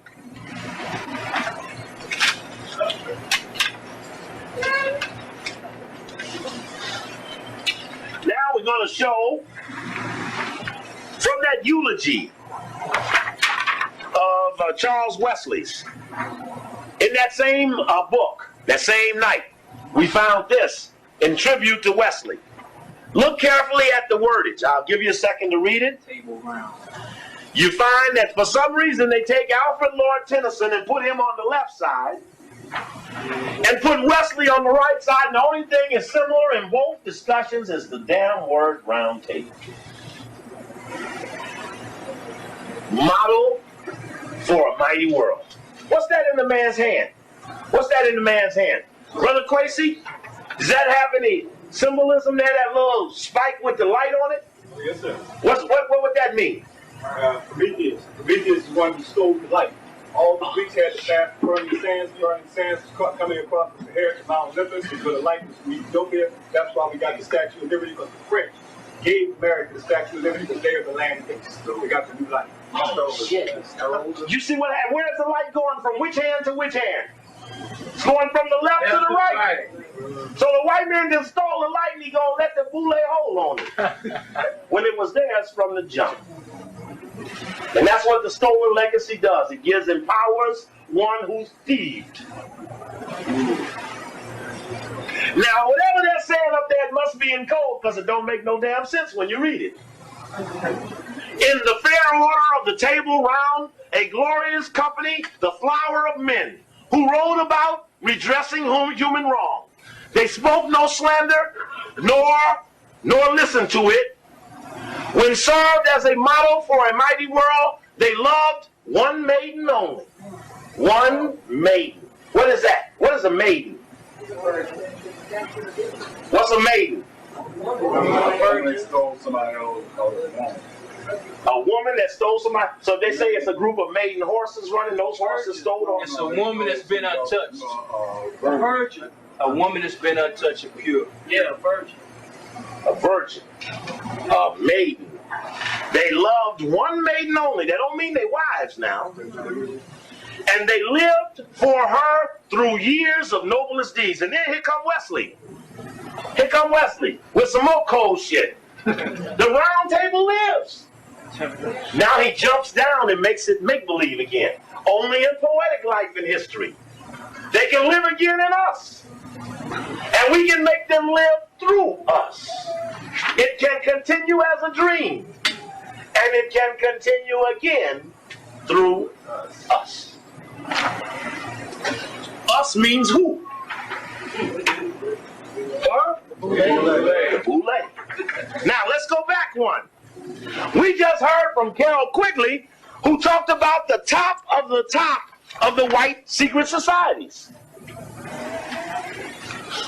And he says it's known by several names, which you knew that anything you ever read on the Illuminati says we will have numerous names. You will not know it as one name. It does not even go under the name Illuminati. That is that Illuminati you've been looking for. Oh, round table. That's it. And the boule will never acknowledge knowledge of it because it's their goal to protect it and keep it secret. Maybe that's why they didn't want to tell us who they were, because then we'd have to say, well, what are you doing standing there? Brother, I'm going to save this one because when you come, I want you to go back to that. I'm going to lead this up for you just right. Now, let's go to the boule. Yeah, here we come, the Grecian Sphinx. Here they come. I'm getting ready to now verify from their constitution. It's like court trial. I really should have set it up like court, but I didn't have time. We had too many things to manage. Trying to deal, I suffered from not having this together because I've been all day in Long Beach on my knees trying to get this stuff out of that place before we leave out of here tomorrow. And that's why I jump hard at the people who try to jump at me, because my time is the time I have is the time I do this. And anytime I have to do other things, then I take away from what I'm doing. This is from the Constitution of Sigma Pi Phi as revised August 84. Article 1, name, symbol, seals, colors. The name of the organization shall be Sigma Pi Phi. The symbols shall be corresponding letters of the Greek alphabet, Sigma Pi Phi. Now there are people who will break this down 50 ways and take you 50 more ways. And I can spend some time telling you some of the things they taught me, but we'll have to save that for another trip. It says here, let me go back. At the end of that line was the seal of the fraternity. Gotta bring it down a little bit. Excuse me a second. The seal of the fraternity shall consist of the Grecian Sphinx, an urn, and the Greek letter Sigma Pi Phi encircled by a hand bearing the word Sigma Pi Phi Fraternity Incorporated, encircled by a hand. Now, you remember we talk about the hidden hand, the hand. Those articles where they're always telling you something negative about what they're doing, and they always show you the hidden hand doing it. Now you see that picture of hands? Now you say, well, what are them hands just doing out there? Well, the story is called Colonialism is Back. And not a moment too soon. And it openly advocates taking over Africa. Openly. New York Times, August 18th, 1993. But I'm going to get all this stuff for you, too. You'll want this. I mean, they openly advocate it, but this is who they show is doing it. So, again, the date on that, 1982? August 18th, 1993, Sunday New York Times Magazine. I'm sorry. April 18th, 1993. I appreciate that. Check on the correction. But you see little black hands at the bottom and big white hand at the top. And HAND means something. Different color. Sure. And the hand says, let's face it, some countries are just not fit to govern themselves. We're witnessing today a revival of colonialism in a new form. It's a trend that should be encouraged. It goes right on to say, we're going to take the fuck out of Africa, and it lists the 10 countries they taken first. This is New York Times, Sunday Magazine. This is the lead paper in the damn country. This is the American paper of the world. This is April 18th, 1993. What's 10? Huh? What's 10? 10 countries. Oh, get the tape, Africa 1993. Because I'm going to stop. It's loaded with stuff. But the point of it is, I want to show you them damn hands. So when he says, over here, when he says, the Greek letter sigma pi phi encircled by a hand bearing the word sigma pi phi fraternity, that ain't no arbitrary dialogue. Only further verification of what hand they talking about. And so they call it, what we're looking for here is, says the colors of the fraternity shall be blue and white. It says the official insignia of the fraternity shall be a pen bearing the figure of a Grecian sphinx and urn, with the Greek letter sigma pi phi inscribed beneath, of which may be appropriately adorned with jewels. The title of the pen is vested in the Grand Boule. The pen shall be worn by the archons only on the left side of the vest or shirt. In case of loss of pen, Section 3, upon the death of an archon, the pen shall be left in the custody of his widow to be buried or cremated with him. Otherwise, it shall be returned to his subordinate boule. That's deep. I thought it was interesting that when Warren Christopher went to the Middle East, Brother Aswa, the place he went was to the Sphinx. And I need you to teach us something about this, about why he may have went there. And in the story, it says his code name is Sphinx. This is the vice chairman of the Council on Foreign Relations. He's a part of that secret society that Cecil Rhodes set up. He's the vice chairman of it. That's why he chaired the Commission on Your Rebellion, because he's in charge of all Negroes. He's now Secretary of State, in charge of Negroes worldwide. Secretary of State Christopher walks from the Sphinx, which he called, quote, a reminder of the tremendous contribution Egypt has made to modern civilization. Now, them ain't the right guys, buddy. Boy, them are not the guys. But he went there. Early on his first day of his just concluded Middle East trip, before the official talks with Egyptian leaders were to begin, Christopher made a walking tour of the nation's most famous landmark, the pyramids and the Sphinx, and about why he's there and what's there. So now we know that the logo is called the Grecian Sphinx. We also know that we found Brother Maurice. When we first found about the Grecian Sphinx, we actually were looking at the logo, and we felt that the logo was a griffin, because a griffin seemed to be similar to the concept of the Grecian Sphinx. And I thought that was a griffin that was there, and Brother Maurice looked up what the griffin meant in the Webster's Dictionary. And you can see that it says something about the griffin Right. Now it talks about the fabulous bird with the wings and 4 legs and the ears and all of that. But in the second definition of a griffin, origin unknown, it says a white person new to the East. What? Yeah. One recently come from the Occident. That means white. White man. That's deep. And then a griffin, griffinage, the state of being a white person recently come from the East. Damn. And then it says Griffinite, Griffith Park, Los Angeles. So the griffin stands over you. From the highest point, looking over all that you are. They call it Griffin Park, and its conclave is the Greek theater. Somewhere up there, there's some shit we gotta go find. Somewhere up there is an unlocking of the mystery that keeps this the city of the Los Angeles. This is where the Angels lost. Hollywood. They didn't win here, yeah. Hollywood. I thought that was deep. That was deep. Here is, that's a small picture of the Grecian Sphinx. We'll look at some more later. That's from the cover of the bylaws and Constitution. And you can see that under the slab, there's some writing here in between there. We've got to talk about that and find out something about that. In the book called the Dictionary of Symbols, I found they had a listing for a Grecian Sphinx. And what you know about Greece is it has to have breasts like a woman, face up. They said we serve one maiden only. We serve one maiden only. All of them? And that's another picture of a Grecian Sphinx in a book on the Dictionary of Symbols. Now, and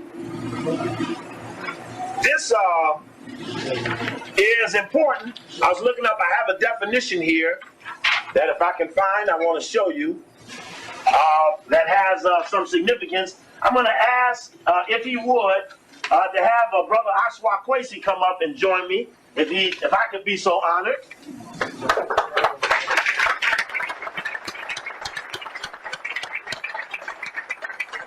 And brother had just come in town today from out of town, and Brother Jamal and I and brother talked on the telephone, and he looked at some of the symbolism that was encased in the Grecian Sphinx.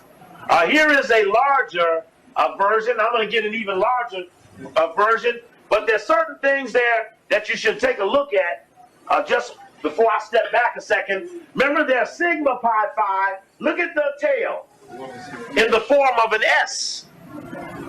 Sigma. The wings are in flight. There's the urn. The urn has significance. Now, in another picture, I'll show that in the urn is the 360 degrees of knowledge. There's a little wheel in there that goes, there's a little circular wheel. I'm going to show you that off of another picture. Again, we just go through another link in. There's that concept of that round table again. You got to pull back on symbols. When I looked in the Dictionary of Symbols, it said under the word pi, says pi comes from the Chinese word that means round table. Sigma Pi Phi. Anyway, that's a whole nother discussion. Brother, I've asked brother to share with you. Let me find the best picture of it. Let's see, I said it here. Asked that he could share with you, and I'm gonna ask if he would do this one again just before we do that. If he would, okay, you hold that one. I have this one here. I'll show it. I'll put it up while you do it. I can put it up. Okay. If he could explain again, just so we can get it on the camera, about what that means, which is put in there for just not arbitrary. When you're dealing in Masonic symbolism or secret society symbolism, you're not arbitrarily picking things and putting them there. And I just want him to say again what that might mean, just for the record. First of all, I want to say hotel. And giving thanks to Brother Coakely for exposing the house Negroes. Keep in mind, when you go back as far as you can, all this, first of all, came up out of Africa. Only the symbols have been distorted, manipulated, to the point where we don't know what it means today. Now, when we go back to Prometheus, now it talks about Prometheus where did he have to go? When the Greeks say they had to cross the burning sands, you don't go north of Greece to cross the burning sands. There's no desert in Europe.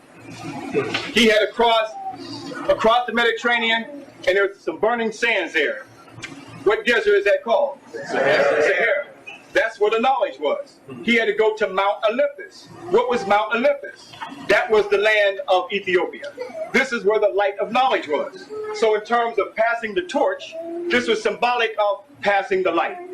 So when the French, by the way, when they had the French Revolution there, Thomas Jefferson was also involved with that. Okay, the overthrow of the French government during that time. So when America set up here, what statue did they give to America? The Statue of Liberty. What symbol do you see the Statue of Liberty holding? The torch. The torch of what? The light of what our ancestors called Haru. The light of knowledge. All coming from African people. That's why somebody knows something about us that we don't know about ourselves. They know we're the originators of the knowledge. We are the originators here. Now, brother, you have the other one. Which one you want? This one? Okay. Now, we were looking for, as I showed you the Grecian Sphinx in the other book, we were looking for every Grecian Sphinx we could find, and we found this in Manly Palmer Hall's book under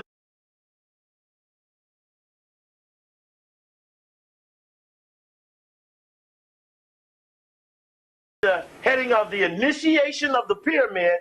We found this picture of the Grecian Sphinx. And I know you probably read the caption under there, and you see there are certain symbols underneath it. This looks similar to, and let me just see if I can find a larger copy, brother, just was an underdevelopment of the pineal gland. Now, right off the top of my mind, I would say that represents the sun. And the sun is definitely bringing 360 degrees of life on this planet. Yeah. Thank you, brother. The BOULE. The Knights of Templars? Satan with his hand up like that. Ah. The White House before you cut your throat before you become president. Why Jesse Jackson cannot become the president. Dig that. That's powerful. And he mentioned this about the Knights of Templar, who in 1314, Jacques de Molay was murdered, burned at the stake. And Clinton is in the order of de Molay. He's in the senior de Molays, who is the president. And the Knights of Templar are parabled into the Skull and Bones. In Skull and Bones, they talk about the Knights and the Knights of Templar. Yes, brother. Didn't they mention the Prière des Saints? What does that mean? They evolved from the Templars. Matter of fact, there's a hidden secret that they propose that has something to do with Christ, which they hold over the head of the Vatican. They control the Vatican. Who controls the Vatican? Prière des Saints does. That's an organization that came out of Templars. They killed the Templars. They killed them off. But what happened was, a lot of the documents and the parchments, they had got into it with the Saracens. And the Saracens, first they took Jerusalem. And the order was from the, at first, the Pope used them to go in and get all the documents of the history and everything of what happened as far as Christ is concerned and further back. They brought all those documents back. When their usefulness was finished, that's when the Pope turned on them.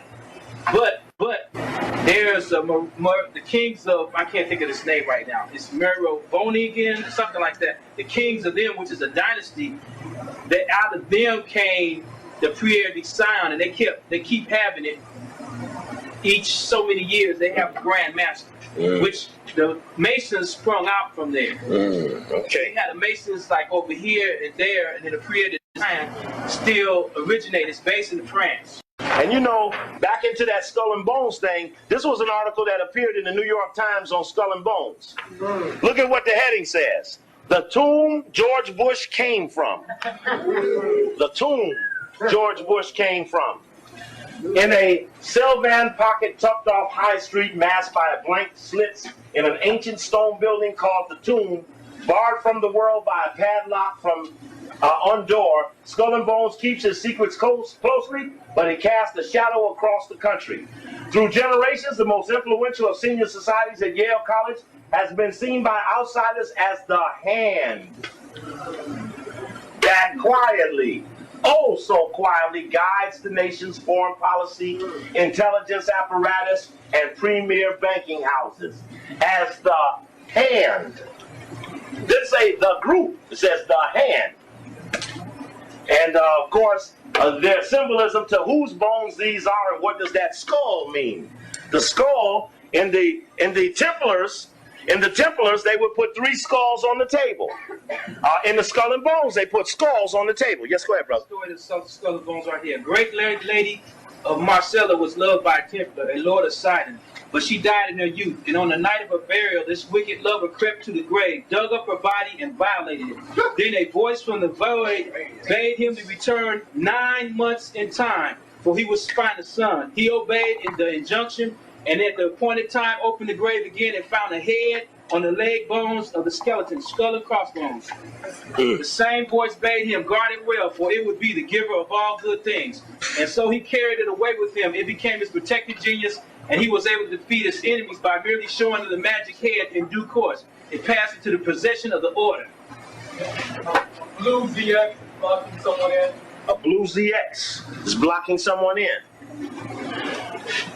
All right, now I'm gonna pass this bucket around. This is a bucket for a donation for the Good Life. And you know they've been closed selling food for a couple of hours, so they're sitting with us. I'm gonna pass this around quietly. I want you to put something in it. This is for the Good Life, because their people have to stay over. They have to stay over past the time they get off work to stick in here with us. Now I want to make sure we cover them.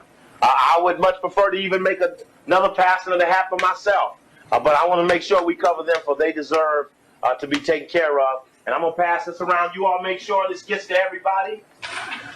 And make sure you put some in there for the boule. But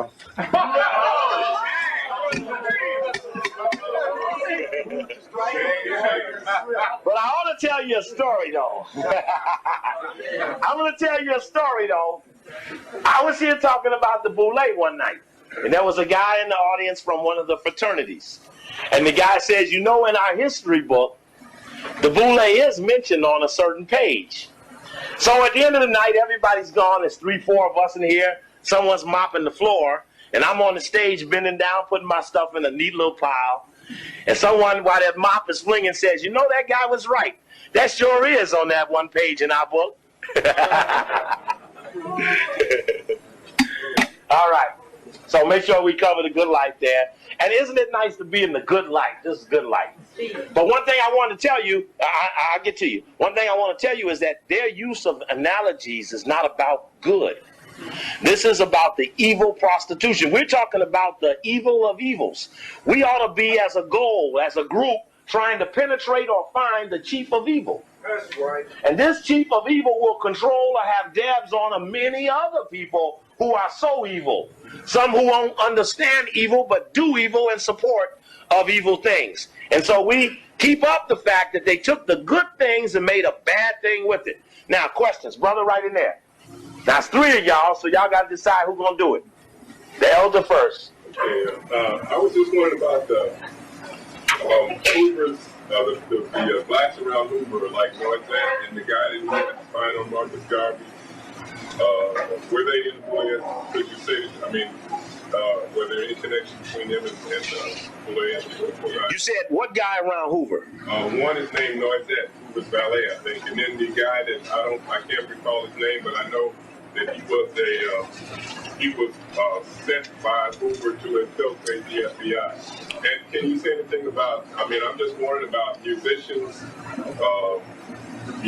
Musicians. It seems, like jazz musicians. It seems like that they're in and out of the White House all the time. What do you say about them? I mean, like Sammy Davis and Nixon. Let me just stop you there. Let me just stop you there at that part. I really don't know about the jazz and why they're at the White House. I really don't. I have nothing I could add to that. I don't know the name that you mentioned, but because you mentioned the name, I'm going to look the name up. I'll give you a number where you can contact me and give me a little bit to get back east. I'm going to look the name up in the founding chapters and see, because the reason we keep a book from 53 or 69 and 83 is that the various books feature certain things during their era, and the guy named who he mentioned might be more highlighted in the 55 book than in the 84 book. So I'm going to look that name down for you and see if I can find some to it. Yes, brother, with the hat. Yeah, it was Benjamin Manicure, remember the boy, he was the same guy who laid out the plan. No, he was not. He was higher and more direct and together than that. Brother Warren and then the brother over here. Yeah, I wanted to mention, you might want to get a profile on Geechie. That was like reading his story to mathematics. Hold on, where's that good life bucket at? Okay. It's called the Magic of Numbers. He's talking about the Pythagoreans, which we know got their information from Kemet.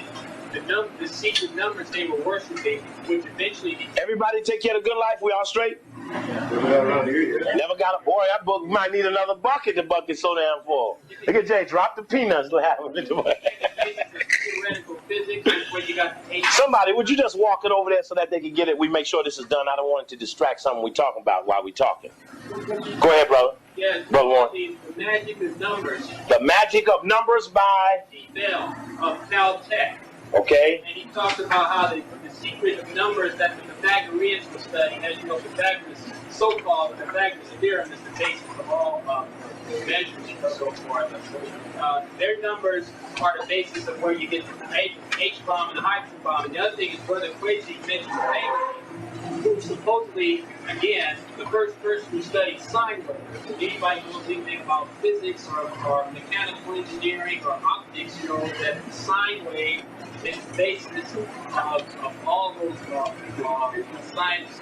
And of course, we know where supposedly Bailey got his knowledge from. So there's a lot of stuff in Kemet being used today against us.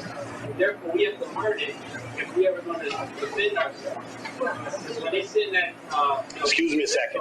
Brother, I'm going to have to take your film.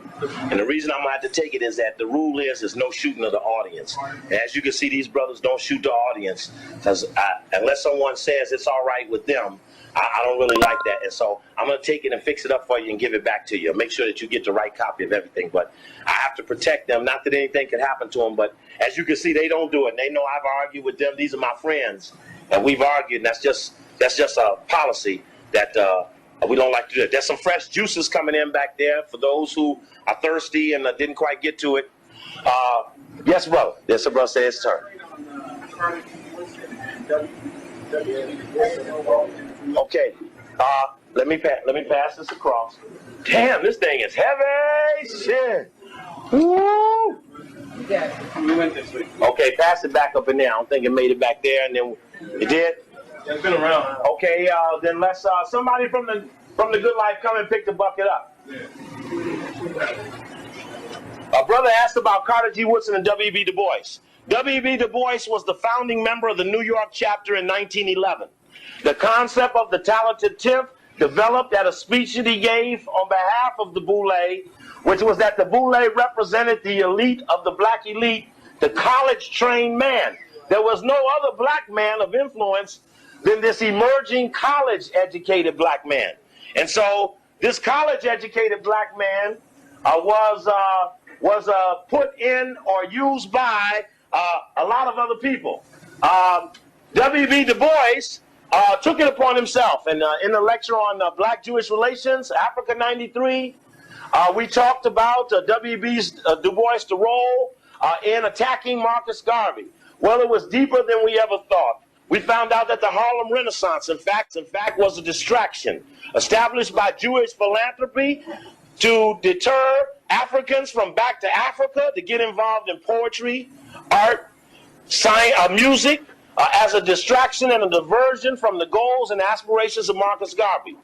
Du Bois, along with the first black Rhodes Scholar, Elaine Locke, who was 1908 to 1910. There was not another Rhodes Scholar till 1963. That Elaine Locke was a part with Du Bois of humiliating Marcus Garvey by calling them names like gorilla, dark, dumb masses, and they hedged their bet. We have found documentation where Du Bois and Elaine Locke had stated clearly that we hope this white man delivers because we've crushed a great black thing. But we know the white man will be delivered or our people will attack us and plague us forevermore. You didn't know that they played and hedged their bet that Marcus Garvey was wrong about the white man. Marcus Garvey was not wrong about the white man. And by never telling you who they are, you can never hold them responsible for the bet they made when they put the money to win on the white man. Carnegie Woodson, years after being a boule, wrote a book, The Miseducation of the Negro. Years after having been used in the founding member of the D.C. Boule in 1908. Knew that education, see, these were college. The key to all of these men were college education. So when he saw what had happened to him, he said we were miseducated by the damn thing. It was a fix. And that was coming to expose something that he had been. Du Bois, years after being left to dry by the Boule, left to dry by the NAACP, whose leader, Joel Spingard, and his mentor had been a spy for military intelligence, which came out in the Memphis Commercial Appeal story, that showed that Du Bois, too, years later sought to repent for what he had done. But he never exposed the Boule. He only personally felt humiliated for having bet wrong. And that's why we had to know that they made a bet, that there was an organized cross-out. He never nullified his membership in the Boule. He never told the secrets related to the Boule. Hold on just a second, brother. Yes, brother. All right, what you were saying earlier at the beginning. All right, listening to all of this, and I heard you on the radio Monday morning. All right, now, there's going to be out of all of us, or even if we compare it to the mass populace, there's going to be 80% of us. And if you show them the truth and put it right in front of their face, they still are going to deny it. They ain't going to want to admit up to it. They don't give a shit about it, pardon me, ladies. They don't give a damn about none of this black stuff. I saw that looking at Menace to Society. You talk black to these young kids now. I'm 40 years old. I grew up in the black movement where it was something to be proud of. How do we go about explaining this to these young gangbangers who are future warriors? Since they don't give a damn about nothing, why not channel their energy, like Farrakhan used to say, for our liberation? If you don't give a damn about dying, you make the best soldier. All right, now all of us in here, most of us are going to go out, most of us are going to forget what we've heard. Most of us are going to... Hold it, stop now. Are you going to forget what you heard? Oh, no, I'm not. Then you can only speak for yourself. Don't speak against anyone else. Stop now. I want you to turn to them and tell them that you won't speak for them like you just did. Turn to them and tell them you won't speak for them like you... Because you said something negative about them. I don't like to say that. Thank you, sir. Okay. All right. But what can we do as a unit or as a people to educate the others that maybe have not had a chance to come in here and get this knowledge that you express? Okay. I would suggest probably at this day, which is July 6, 1993, that I could walk in most of the cities and bring you the people who had those organizations that you talked about. And right now they could stand up here and turn to you and do just what I did, because their lessons are done privately, yours are done publicly. If you went to the gang summit in Kansas City and they got through discussing, well, what are we going to do now, all that we work together?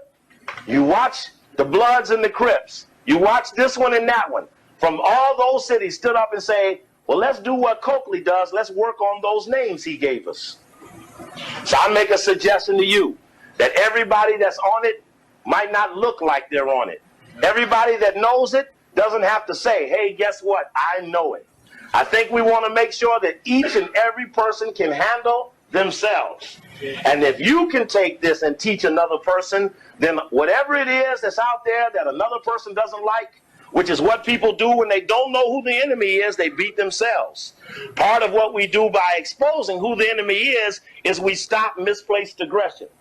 So we can look at the numbers and see that the crowds are increasing and more people know than they ever knew. And I think those youngsters might know more than the adults.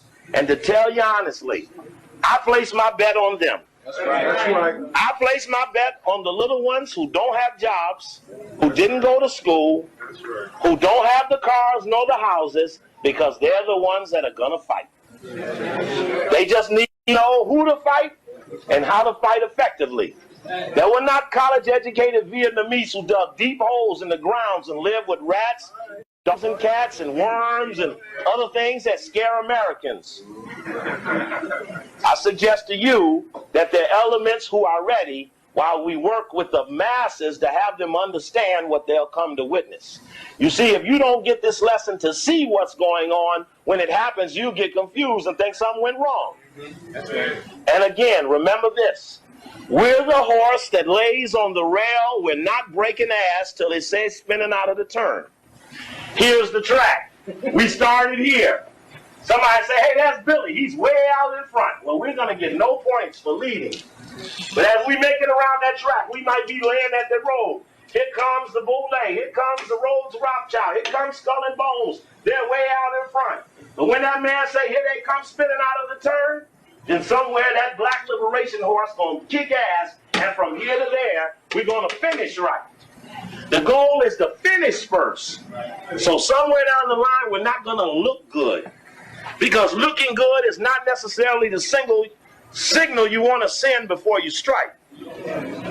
So you might, I tell people, you better be able to run out of your house in any of 4 directions and have someplace buried, straight edges, clothes, flashlights, and other things, food that you may need. And you won't know how many people have prepared for this until you go out and dig your hole, because you might look up and not find room for your stuff. All right. Who else? Yes, brother. Let me ask you a question. Do you think the boule can be used in a way to manipulate the United States government, as in what they did in France in like about 1983?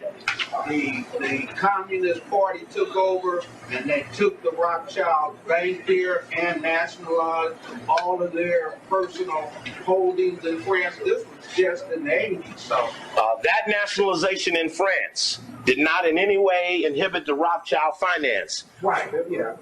In the context of that, if you have money and someone says, well, there's your money in the pot, and you change who supervises it, as long as they know where it go and where it's spent, who to give it to, you don't really care who tends to it. Like, you don't care if Bradley is the mayor. Bradley know what butt to kiss. He can be that person. And what was the other part of your question? Can it be used? This is interesting. That's an interesting statement. On the radio once in D.C., a lady called in who said her father was a boule, and she said that, how do you know that these boule don't feel the way you feel about the white man? I said, well, the goal is that while we're passing in the night, I'm going to turn my light on and say, who go there? And they got to identify themselves, and the goal is that we're going to get to Wizard Lake one night, and they have to decide whether they're with us, whether they're against us, or they just going to call in sick and take a walk. So they've got to identify their role while we're in the process of searching and destroying the beast. So that it's up to them to identify where, because they're already into a context of mixed signals. One thing I wanted to show you before it got too late is that this boule, in fact, picks their people and makes their people leaders. And this is from the book on the Rockefeller family. And this is in the index, in the footnote on page 424. It talked about how Whitney Young wouldn't come against the Rockefellers at the Charlottesville massacre. And this talks about how the Rockefellers do most of their boule leaders. Junior had maintained, as Junior Rockefeller, had maintained the contact with black organizations begun with his involvement in Tuskegee, Hampton, Spelman, and other southern colleges at the turn of the century. For a time, he had token donations of some $500 a year to the NAACP. However, in '38, his philanthropy advisor, Arthur Packer, wrote a letter to Rockefeller questioning the future of this relationship because he was upset that the NAACP was insisting on trying to push an anti-lynching bill. So Rockefeller wasn't going to give up money because they were punching anti-lynching. Regarded this as radical, too radical for the Rockefellers to be involved in. But recommended a continuation of the annual donation nevertheless. Abrupt termination of the $500 gift might be regarded as a rebuke and would carry in the possibility of some kind of controversy. This is the source. At the same time, as NAACP filed Rockefeller Family Archive. At the same time, he was concerned about the radical program of the NAACP. However, Packard was enthusiastically behind the program of the Urban League, beginning with their support of the organization in the 1920s. The Rockefellers were contributing nearly 35% of the league's budget by 1940, and were deeply involved in the internal affairs and management. After returning from the Army, Winthrop Rockefeller, who went to Arkansas, became governor, went on the league's board of trustees, and in 1952 contributed $100,000 towards a permanent headquarters. When Winthrop left for Arkansas and the league began to drift, the Brothers Fund, that's Rockefeller Brothers Fund head Dana Creel, searched for someone to take over the leadership role. This is Rockefeller looking for someone to run the Urban League. Creel wrote Winthrop, "I have had several talks with Lindsey Kimball about the Urban League situation and the possibility of going on the board to see what he can do from the inside. 1, to strengthen the board, sharpen the possibility, and redirect the program. 3, help in the selection of Granger Lester's aging white director of the league's successor." Urban League files, Rockefeller Family Archives. Kimball, who became chairman of the league's board, had heard Whitney Young speak in 57 Sociology Convention. Then a professor at Southern Negro College, Young had reached the top of his profession. He had reached the top of his profession. He had little or no hope of being hired by a northern school. He was receptive to Kimball's suggestion that he belonged in the action arena. Here's a white man said, "Look, nigga, you belong in the action arena." Kimball then arranged for both Young and his wife to receive a 2-year general education. That's Rockefeller. That became the Rockefeller Foundation. General Education Board Fellowship for postgraduate work at Harvard. Meanwhile, he persuaded Granger to step down, softened the blow by a grant for a 2-year traveling fellowship from the Rockefeller Foundation. With Granger out of the picture, Kimball installed Young as Urban League's executive director.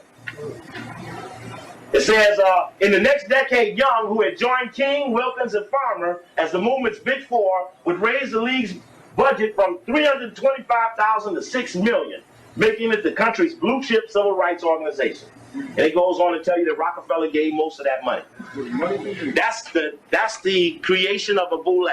It isn't just that they were trained in those Negro schools of which most presidents are boule, but the fact that for doing that, they would be picked and put in places, and that picking and putting was the authority of the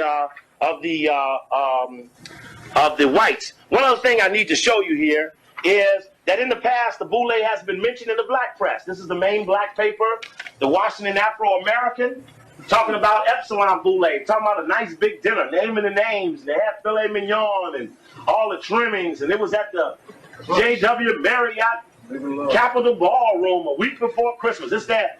But it just shows that the black press knew of the organization. But their writing on the organization has been puff pieces like this. Continued success to all members of the area boule, D.C., Maryland, and Virginia, and to others throughout the nation. That's the Washington, D.C. paper, the Afro-American. Here's the Amsterdam News, a very aggressive black newspaper in New York. Here's a boule dinner there, with the Sigma Pi and thanking the families and listing the names. Again, my suggestion is that the black press has known and has never told. And the reason that they've never told is that many of those founding members of the various black presses are boule families. Yeah. And that's in a lot. Yes, brother.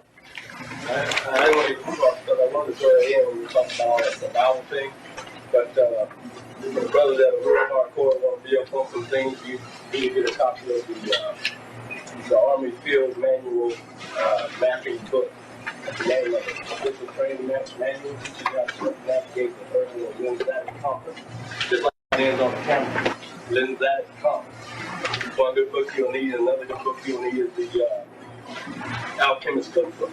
You get these at survival stores. Teach you all the little neat tricks.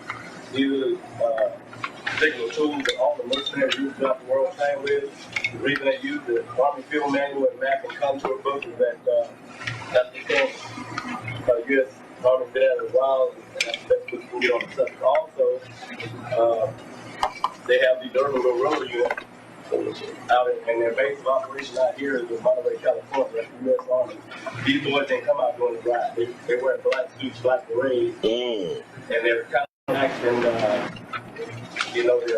That 3510 is not there. That neat cut military look. Matter of fact, they're tall to look relaxed, not the shades and all that.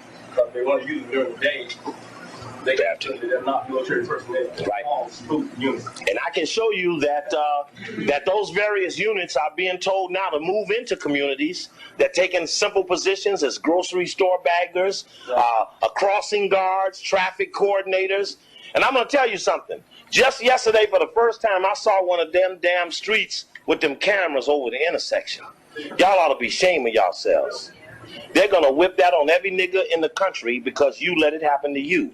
You're the only city in the country with cameras over the intersection.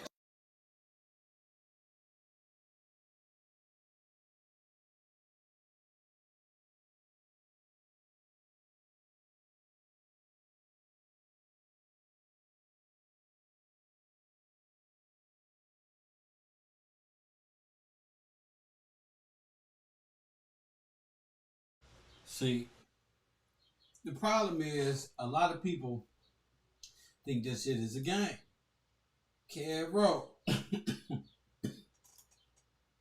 A lot of y'all think it's a damn game, and y'all think I'm up here to make y'all laugh all the time. And I am. Trust me. I am. Trust me. Yeah, I'm here to make you laugh, but I'm also want you to know that that knowledge is power.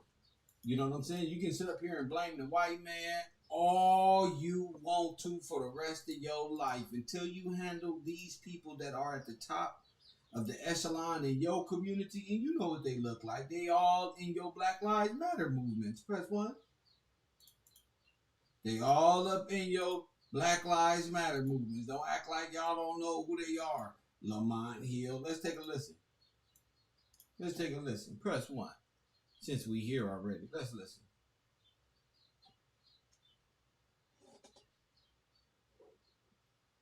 Why not? Since we already here, make sure y'all support. Listen, let's move on and talk about something else. About Steve Harvey, and I'm going to get Mark, and then I'll get the others in. So, Mark, Steve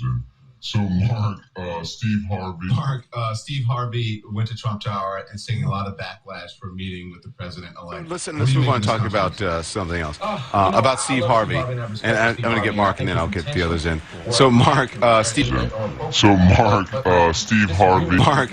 Harvey went to Trump Tower and seeing a lot of backlash for meeting with the president-elect. What do you make of this controversy? You know, I love Steve Harvey and I have respect for Steve Harvey, and I think his intentions were accurate or appropriate rather. But my disagreement is the way in which he's being used by folk like Donald Trump. Again, his intention is just to have a seat at the table. But when you're at the table, you should have experts at the table. You should have people who can challenge the president at the table. I don't care if Steve's there, but if I'm Steve Harvey, I'm bringing Michelle Alexander. I'm bringing Cornel West. I'm bringing Amani Perry. I'm bringing Eddie Glaude. I'm bringing Michael Eric Dyson. I'm bringing some folk with me who can challenge the president and inform the conversation. Otherwise, you're just being Bruce, trumped why up are there. you saying, "Oh my God"? So you were at the meeting. You heard and saw everything. I don't understand how anything I said would prompt that question. Listen, unless Steve Harvey turned into a policy analyst in the behind-the-scenes meeting, then it doesn't matter what I was there. I'm saying my concern was the people he's trumpeting up and putting in front of the cameras. Mark, you weren't even there. You don't even know what happened. Here's the deal. You don't know what happened. All types of people from all over the country, from all different backgrounds, like we have remember the Diversity Coalition, where we reach out to all different types of people. It was a bunch of mediocre Negroes being dragged in front of TV. First of all, Pastor Darrell Scott, Michael Cohen, they are in a process of bringing all types of people from all over the country, from all different backgrounds, like we have remember the Diversity Coalition, where we reach out to all different types of people. It was a bunch of mediocre Negroes being dragged in front of TV as a photo op for Donald Trump's exploitative campaign against black people, and you are a prime example. How are you going to... So now you want a name call, Mark? Simone, you better jump in if you want to talk. The other things that go into trafficking our kids, removing the man out of the home, all of these Black Lives Matter folk who came out of this paradigm is against the black man completely. Yet want to be the first ones to fight for him. Now you want to... Y'all have to understand, this thing is deep, and if you don't think that Kwame Brown, this guy, this dude, now you want to name calling? Doggy Diamonds, Lord Jamar, rap in general, the commentators off of YouTube who all see themselves as percenters or Masons or Moors or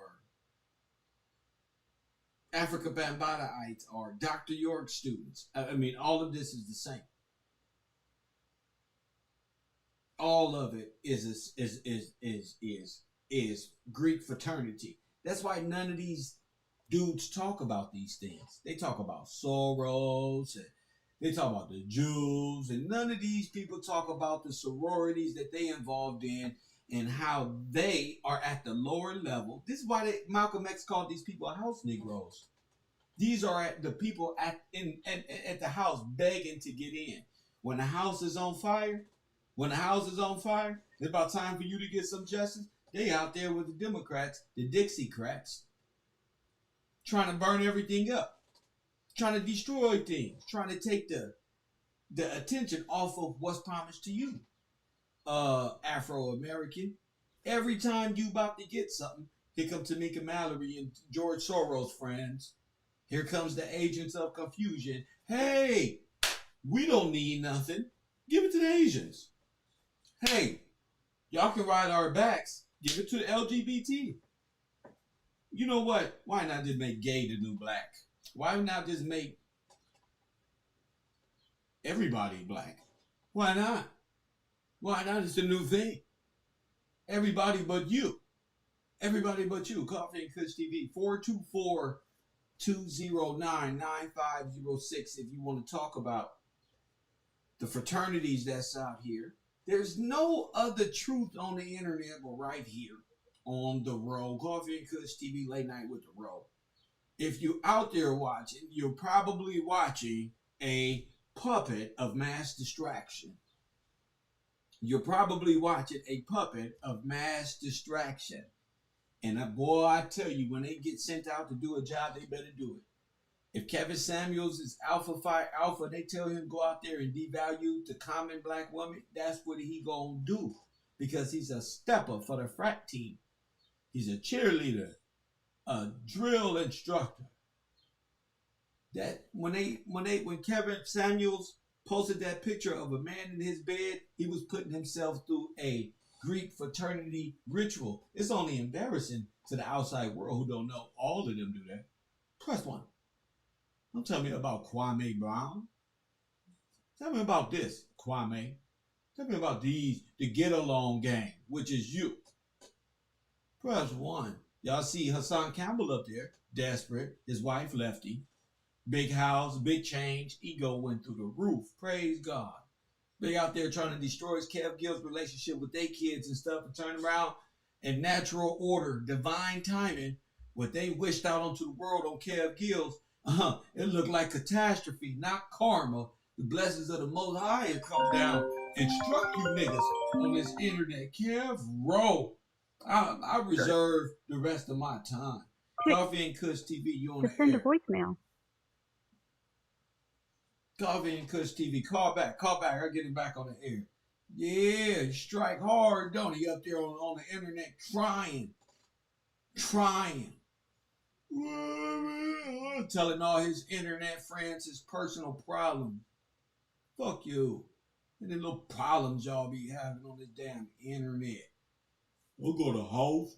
I got a glass table. She saw the Can-Am. I paid 30 grand. That's why you lose that. You losing more than you know. Stupid. Some of y'all niggas be talking y'all way right out your own blessing.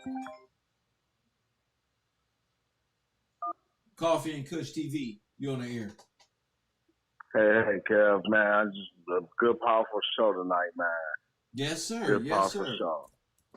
And I'm just saying here, while I was reading it, before I even saw your comment, I had said it to myself, like, this just sounds like history constantly repeating itself, but it's repeating itself for us to jump out of it. Of course. You ever seen deja vu, or you felt like you was experiencing deja vu? This is generational deja vu. It keeps coming back around in this continuum so you can get out of it. And every time there's a window or a prophet there to help us get out of it, we end up hurting them thanks to BOULE and stuff like that. The last one was sent, and look what they did to him then. He said, that's okay. I'll come back in the future. And he came back. And look what they do. Look what they do. This process is repetitive. Go ahead. So it just was saying, man, it's just a shame, bro, that, you know, they constantly throwing it up in our face, but, you know, the Most High open up the eyes of the ones to really see and to walk away and get into that new realm. And it brought me back to my last thing. The other day, I was watching Jet Li The One. Okay. And that movie, when I listened to it instead of watching it, it let me know that it's the 100 and it's like in that movie it was 126 of him, and every time he defeated each one of the evil ones of him, it got him stronger in the eyes of God. Like, so he defeated. He was defeating duplicates of himself. Of himself, now, which was mental. Go ahead. It was his mental state, and the evil Jet Li was going through tearing shit up, demolishing stuff, harming everything, you know. But the good Jet Li was trying to save everything and keep doing right and say, no, this is not it. Trying to go back through history.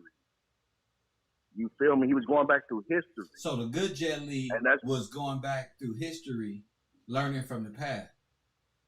From his past. And each time he was doing that, he was defeating each one of them Jet Lis from the past. From him, but it was all different aspects of himself, looking back at the past. Of himself. Wow. Exactly. I've never seen that. And that's what's going on right now.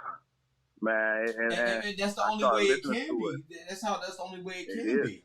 You know, we have to go back and beat these different perceptions of what we've been told, who we were. Yep. You know, and that way we'll know who we are at this present time and how powerful we really are. Go ahead.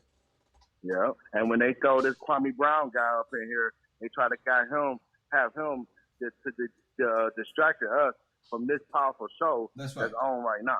Well, he's another aspect of me. A year ago, 2 years ago, 3 years ago, they're just going to prop them up and they're going to make them fall real hard because they're going to make them stay in that. I was headed there. To where you got to stay in beef. You got to stay doing the conspiracies. If you notice, I'm the only guy who can reinvent himself every time I cut on the screen. Every time. I can come up here and play karaoke. I can come up here and do the street shit. We can do all different aspects of myself. I'm really intelligent though. I'm using my intelligence to defeat old aspects of myself. Correct? Exactly. The one. All right, that's how you become the one. Agent Smith was nothing more than the bad side of Neo. And when Neo realized that, he realized how to defeat this person. Exactly. And that's what's going on right now. We learning how to defeat all the negative and bull that we were ever programmed. And the good thing is, most of us didn't pay attention to history class no way, so this feels good. This is right. New. It is. Yeah. That's the good thing. We really was all right. If you pass history, you know, God bless you. But we really didn't put timelines to it as we should have, and it was all for a reason too. So God bless you. Because right now, I appreciate your show tonight, brother, and you know, I'm gonna keep it rolling, keep it liking. And hitting that cash out. Hey, good looking with that. Shout out to my man. Thank you for that, King. Yeah, all the way from Detroit, baby. My man got a lot of love in Detroit. Man, good looking. My man, that's what I'm talking about, fam. Detroit in the building. Make sure y'all hit that cash app. You want to support the broadcast. Coffee and Kush TV only operates off the sole contribution of my support group. So shout out to y'all. You know, YouTube ain't giving me nothing for this. They want me to teach y'all that y'all are Africa. They want me to talk about rap so I can get this rap YouTube money, and I don't want to. It's very enticing. But I don't want to. It's too boring. It's too much on my mind. I got to wake up tomorrow and see what happened in news media. Hell no. This would happen. This right here. This would happen in news media. I hate waking up. Oh, man, I got to find some news to put on. And what happened in rap? What happened in fuck that. I'm not finna be no rap nothing. Get up here and speak the truth. And that's it. I'm out. Coffee and Kush TV. Shout out to Amanda for posting my links up here. Shout out to Savannah Yemaine. Long time no see. Namaya's Creation. Thank you for participating in my chat room. You always kept me interested in the chat room. Shout out. Y'all seen all them trolls coming over here? Y'all see all these trolls coming over here? Oh, we blocked the shit out of them, didn't we? They had about 900 accounts. So y'all don't really know. People come here to distract. And being that I put that information on, and we're not doing the basic distraction, they know I ain't going. They got to come in with all of their accounts, all of them. That's how important the information is to you. That's how important it is. That's how upset they don't have no other power but to troll and try to direct your attention, each and every one of y'all, away. And I like that. NIGGER. So what? So what? That made me smarter.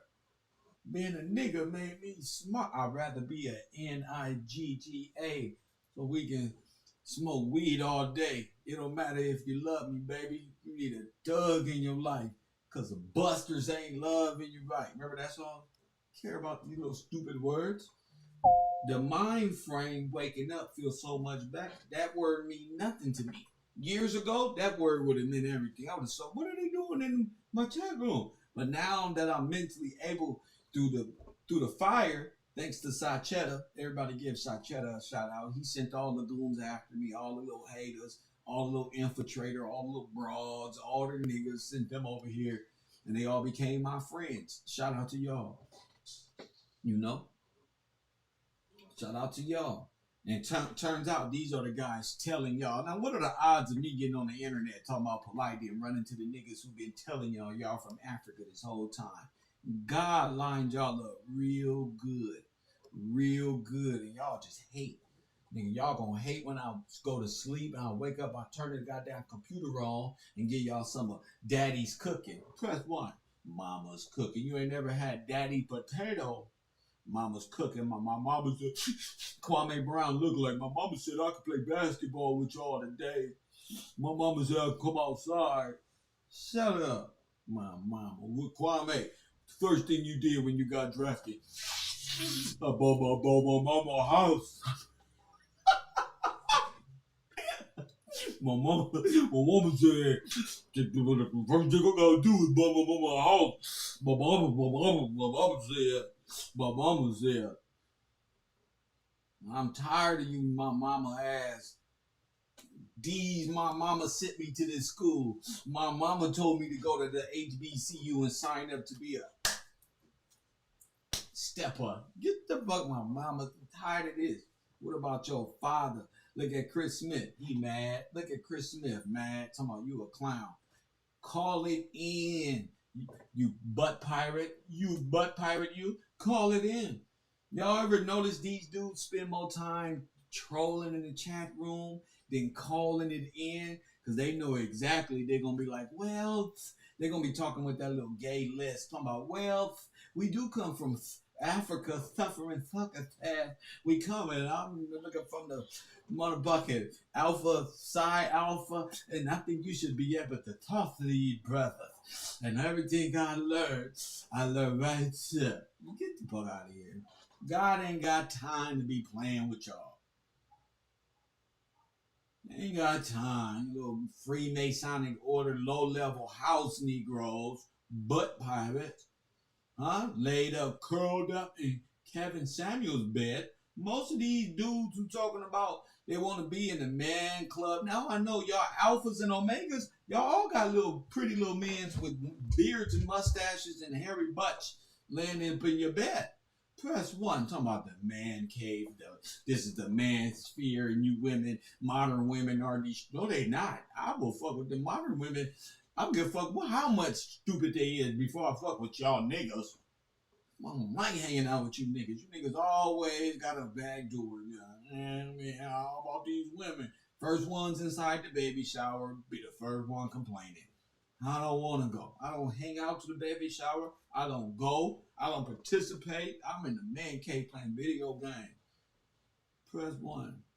I'm not finna argue with no pregnant women. I'm not even involved in that. What the fuck is going on? If you don't bring your dumb ass to the man cave and knock all these women, that's what women do. You ain't learned yet? You know how many men is in the grave? Huh? Y'all stupid and y'all weak. Fold them. You weak. Well, modern women, how you doing, man? Shut up, punk. I get on the internet. I'll talk about shut up, punk. Y'all too abuser. Shut up. Fine, it's a little light-skinned little nigga. You got big muscular little 5'2" ex-football players that failed at that. You got all these big old basketball players that failed. You know what I mean? And out there, God, their main leader is goddamn Kevin Samuels. Give me a cat. Give me a kappa. You feel me?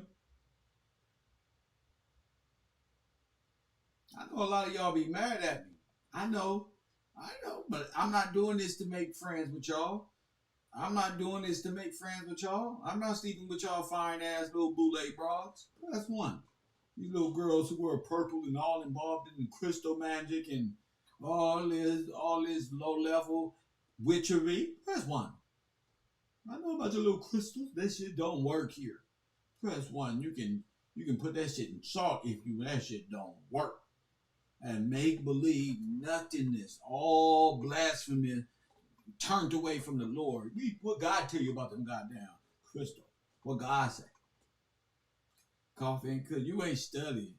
You ain't doing nothing. You just trying to practice it. I'm trying to put you on a nice little witch hat in the middle of the night so you can play around. Niggas asleep. Y'all doing a little ritual magic on them and see if that shit don't work. Let me wake up and see one of you broads hovering over me. Fine ass during the day. Oh, witch bat at night. Little wombat.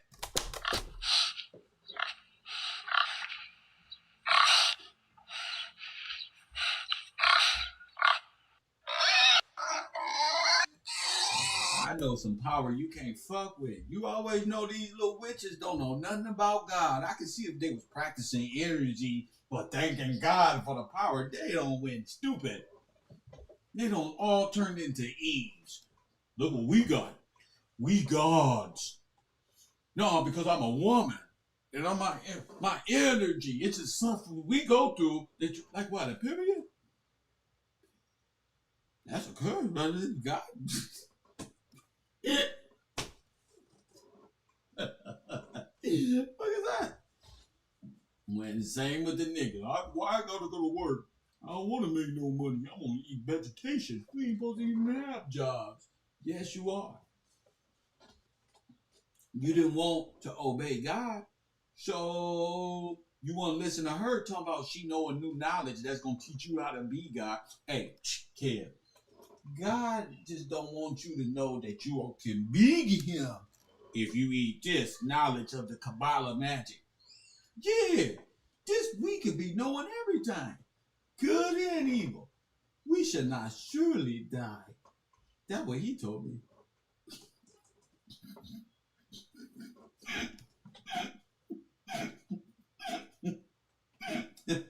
Y'all do know that's what the apple is, right? It's magic. It's Kabbalah magic. It's the Snow White. Press one. What happened to Snow White? She rocked her dumb ass to sleep. Or what's this? That Snow White? What happened when she did that one? What did she do? Fall asleep? Bro. What happened to Snow White? Fucking around. Was I'm on Enchanted Forest shit. It's the same. They know exactly what you doing. You need a kiss from a rose that grew from concrete. Shout out to my nigga Todd, my man. Subliminal shit. Illuminati. Got a nigga out here looking for, whose shoe is this? Whose shoe is this one? Yeah, bro. Hey, Todd, them Easter stars, huh? Little sexy little purple weave wearing that eyelash twerking. They know how to do this shit real good. They be in their pictures like this one. Looking fine as hell. This. You know, don't do it. Don't do it. You see, you look through your old, let me see your old pictures. You see them little females like this, man. And hey, and all this goofy shit. Run. Run if you make it. Run. Okay.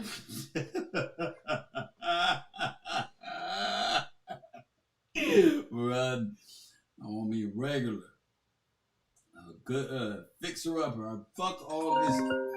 You know who be doing that love manipulation? Little Masonic bras. Press one. They be love bombing like a motherfucker, using their power against you. Coffee and Kush TV. You on air. Coffee and Kush. Talk to me. Well, they hung up. Shout out to who was this about Cash App? Shout out to y'all in my Cash App. Let me see who this is. Oh, okay. Shout out to y'all. Mr. Grant. Shout out. Somebody say shout out to Deanna. Shout out to you. I see you in the chat room. Shout out to my main man, Double Up. Love. In the building. Shout out to you. Blessings. You feel me? Hey, Royal Purple, I'm a fool, huh? They think I don't know about that. Yeah, I'm on their ass, Royal Purple. They think they can manifest. Hey, Royal Purple. They think they can manifest. If that's the why they so scared of their manifestations? If you can manifest, what the fuck is y'all scared of? Well, y'all can manifest. You can manifest a motherfucking thing.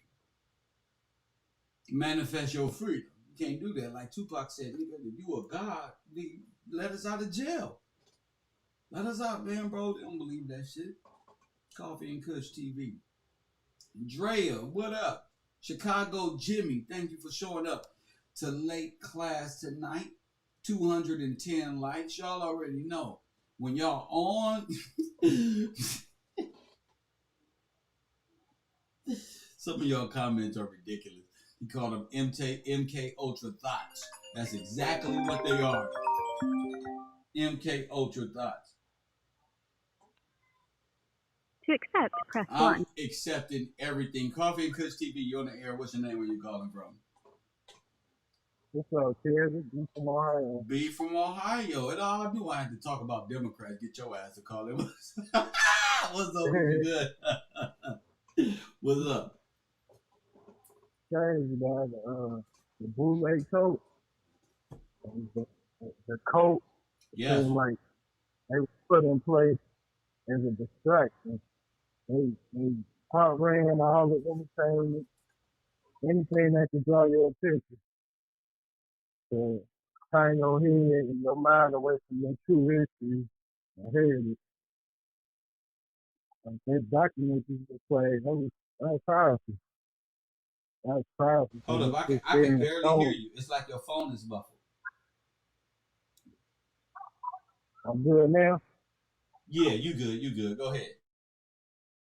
Yeah, I was saying like how they just not accepted, but they enforced the ideological subversion of the entertainment amongst the black people, the aborigines that was here, and everybody just from that starting point they went with it. They didn't check history, they didn't try to go back and see what happened before. It was like these the founding fathers, these the people you gotta listen to, and they all bit off of it.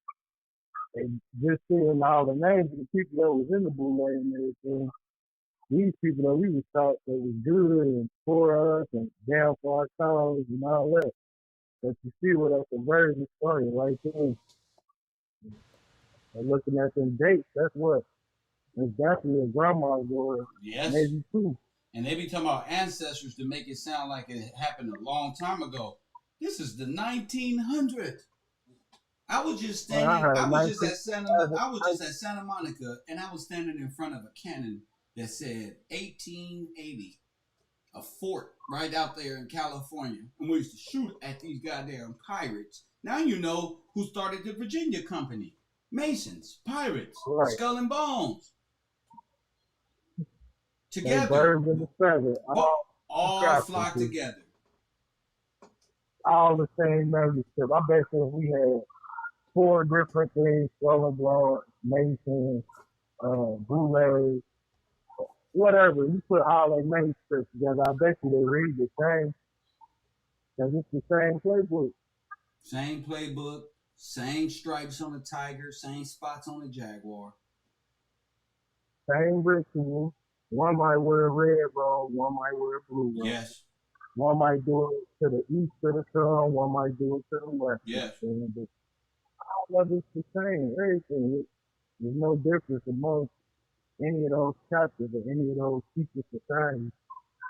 It's amazing how these secret societies is not secret. Like, you know they exist, but you can never put a face to them. But now, with you being able to put a face to it, you see why they inspire people in the direction that they would guide people to it. Of course. See, I want people to know they worship the devil in real life. You support Jay-Z, you support Aleister Crowley, you support Satanism. There ain't no I like God, but I love Jay. There's not none of that shit. There's no in between. Right. I like this one and I don't like it. These people are pushers of a satanic order. The 7 Hermetic orders, the 7 Hermetic principles. That's what the 7 is for. See, but the people, the masses don't even realize they uplift these beings by giving them their energy. When you take your energy away from them, they nobody. And that's right. When you when you shed light on their darkness, that what was so appealing to them, and you see what it is, it's like, wait a minute. You take your power back because it's like, I don't even like this shit. I'm not even into it. Now you can see them. Now the magic ain't real. Go ahead, King. They crumble as soon as you put the pressure on them. Once you state their flaws to them, you show that you can see through it, and you don't give them no energy, you just destroy them or expose them, then from that point on, they power base gone. I mean, just think about this. The one I always think about is like, the 50 Cent came out. He dropped Ja Rule like that, just by exposing. Who is to say the fans or the fanatics, whoever people want to call themselves, if you do that same strategy with them, you kill their power base, because you uplift them by giving them your energy, giving them your attention. Your attention is your energy. And once you fill them up with all the energy, that's how they catapult to the top. That's what makes the magic confirmed, or this what verifies their magic, that you're actually paying them. There's just like their God said, that you gonna come and pay them. But the good thing here is that people are waking up to the time, to how the so-called devil actually operates and keep them in bondage. So that's the thing. You know, a lot of people aren't listening, but more people are waking up. I see it in my messages and shit. Just like, damn, Kev, y'all on some whole, y'all on, this ain't even YouTube no more. You know, this is like school. A lot of people watch this show like every day, all the time. And I know everybody get watched on YouTube, but I mean, watch time hours. I mean, literally, we can sit up here and prove things over and over again, and people enjoy that. I'm not just talking about ranting. I'm talking about literally like this class. We teaching people about the different fraternities that their favorite celebrities are involved in. They talking about the Illuminati, and they sacrificing this person for this person and all this. This is the game that they're in. How about you got listeners just went fraternities and didn't even know what they was in? Yeah. After this show, they got to rearrange their life and think about what they was doing and what they was contributing to. If you was out contributed to blasphemy, like, this period, just living the way we did in the world. Yeah, and like you know, I love people. I'm not here to bash the people. I'm here to condemn the sin. I'm here to remove, to let you see the sin God and see if that's what you want to participate in. That's your choice. But I want you to know that that is a God, and that is what they believe in. Sin, the goat, the Baphomet, the beastly nature of man. 666 is the number of what? Of a man, G. It's a number of a man in his lowest form. You know what it's like to take one of God's holy men and make them commit to beastly nature? That's the biggest blasphemy ever. You got everything. You going from a priestly state of mind to a base level, and then think you can rise up after that, rise back up after that. After you don't condemn yourself by opening up your portal or your asshole in a ritual And you know, that's right, the black universe, the black portal, in which you revert and lose your holiness to revert to your beastly nature, to your animalistic side. See, they want to make, what's them people that make love and marry animals? What's them people called? That's right. That's what you got to do. That's the ultimate. That's right. So y'all favorite rappers and entertainers, they all been through this ritualistic. That little animal in that bed was just a ritual. You be surprised to see what they do. And what the Baphomet and the goat really mean. Go ahead. And how you got to kiss his ass and all that. People always try to be like, nah, it ain't this and it ain't that. It's always. See, they got to hide it because it's that damn disgusting. And they want you to turn away from God. But if you keep God first, regardless, you probably caught up in something right now. But your morality, your foundation is solid, though. Like, hey, you look, it's something I'm just not even going to fuck with. You know, your morality is intact. At least a little bit. Some of these people ain't got none. Some of these people want to be recognized and seen and want an extra dollar so bad that they think it's going to change their life. And they're willing to disregard God, his word, the Redeemer, and all that, and get that up for a chain. Would they be gaining for the world to disregard? Chains and views and paper. Like, it's always some paper. You're gonna risk your life for paper. I mean, that's the contract to the root of all evil. We all gotta work, but you doing it this and that way, and that form. It just all boils back to the BOULE and everything that the other society do. It's all based off of money. That's what they all after. It's money and control. Yeah, that's what they after, but they got to participate in the ritual. Somebody said in the chat room, exactly, Baphomet is considered the divine beast, and he celebrates your animalistic side. I told you. Nature, panism. Yep. It's deep, yo. Just seeing the whole spectrum on life period. Like, this whole class has been eye-opening, period. When you breaking it down. So why are our leaders signed themselves up for the 7 Hermetic principles? Why they do this? They do this for greed. This is the Kabbalah. This is the Kabbalah. This is spiritual practices. They don't not, because they all broke today. If you look at them, they all on YouTube looking miserable. Mm-hmm. Even the athletes don't look the same no more. That coronavirus hit. They all falling apart, huh? I mean, they views down everything down. They losing their energy. Yeah. They got to do extra stuff to gain attraction to people who even watch. You know, sports.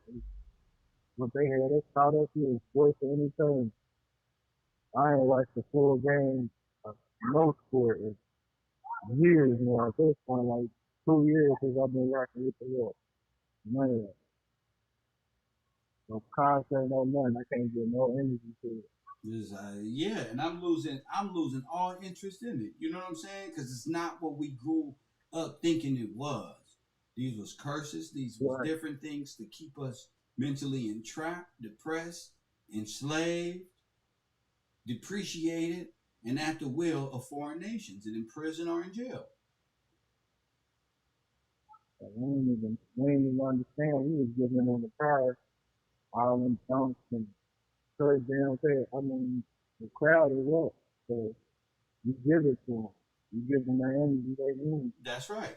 And now they just running off of old paradigms. They magic don't even work. Y'all can see them all on Instagram begging for y'all attention.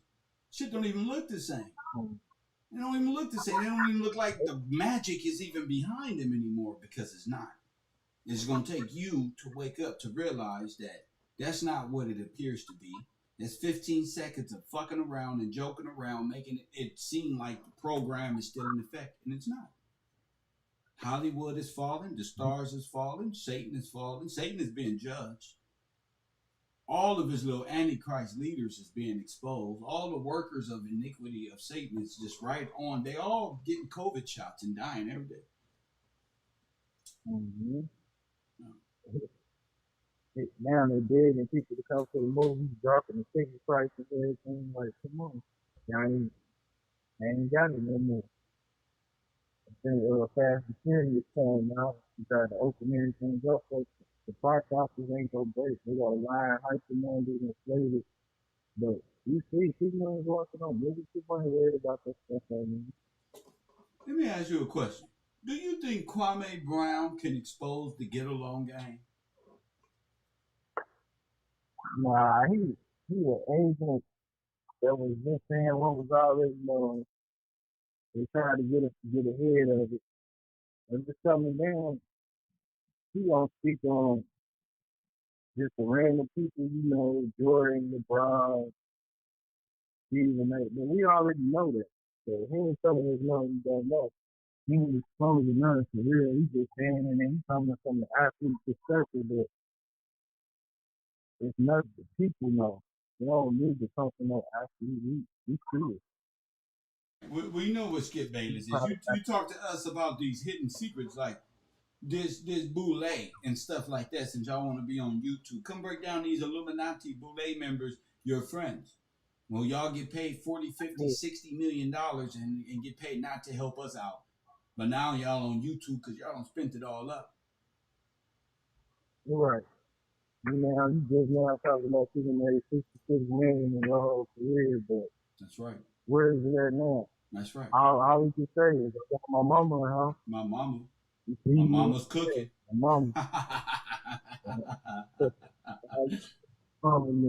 My mama's cooking. My mama said, y'all gonna get some of this mama's cooking. I told y'all now.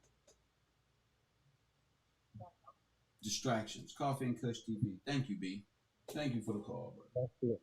My man. One love, bro. My man.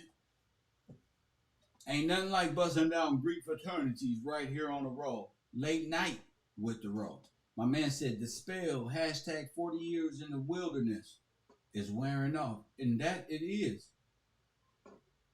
And that it is. See, at this level, I don't have to ask Jabari and I don't have to ask Kevin Samuels what they teach. I just know by his jacket alone and by Jabari's costume attire that they are Greek fraternity. Press one. I don't have to ask why he up here putting me down and putting black people down. That's what their job is to get the attention by any means necessary and get the world to thinking so negative about you. This ain't new. I'm just telling you what it is. Nothing against Kevin Samuels. None of the characters I brought up, because ain't none of the real, these little characters y'all don't made up. I'm teaching the people what you're doing is nothing new. So don't have no feelings about it. Recognize who your enemy is. Know how to address him. You feel me? Don't get caught up in fraternal orders arguing and blinking around thinking that's your club. That's what they do. They argue, bicker with each other, and confuse and say, y'all, come on, come join in. Never mind politics. Never mind about law. Never mind what you're supposed to be studying as a man. Same thing, your wife go to work talking about politics and your dumb ass talking about what? Your homie? A modern woman and how she ain't good enough. But she talking politics with somebody at work. Grow up. Y'all can holler this modern women. If you don't know nothing, they gonna be, this is law of nature. You think money is what get them to leave you. Money helps. But that ain't it. That ain't it at all. Care Roll, Coffee and Kush TV. 424-209-9506. If you'd like to contribute to the show, please do so. My cash tag is Gills Gang, and it's right there in the chat room. Shout out to y'all people who made contributions to the show. I'm just here to make you think. I'm not here to confuse you. I'm not to tell you this shit didn't happen, because it did. They bought and sold you for nothing. You feel me? These Democrats is nothing more than Satanists. Y'all want to see some more? Y'all want to see some more? It's nothing. Just tell me. Say, Kev, we got 20 minutes. Kev, we can hang with you for 20 more minutes. You see, because I think all of this is relevant to who you were. So I need y'all to really have y'all eyes and ears open. Because I keep telling y'all the holy people of God, right? There's no other prophecies on earth in no book that's put together your plight here in America. Press 1. None. The Quran mentions you nothing. The anti-LMAO, do what thou wilt Bible, don't even bring you up.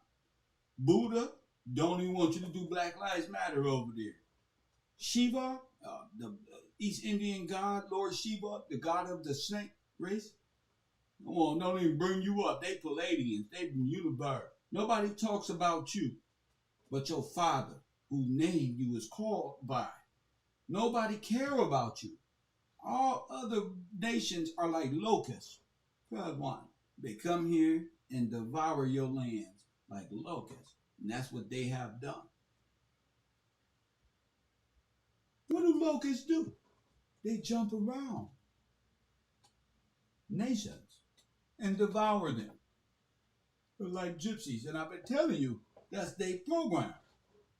That scripture can read like locusts, or it can say like a damn gypsy. Gonna come and eat every damn thing.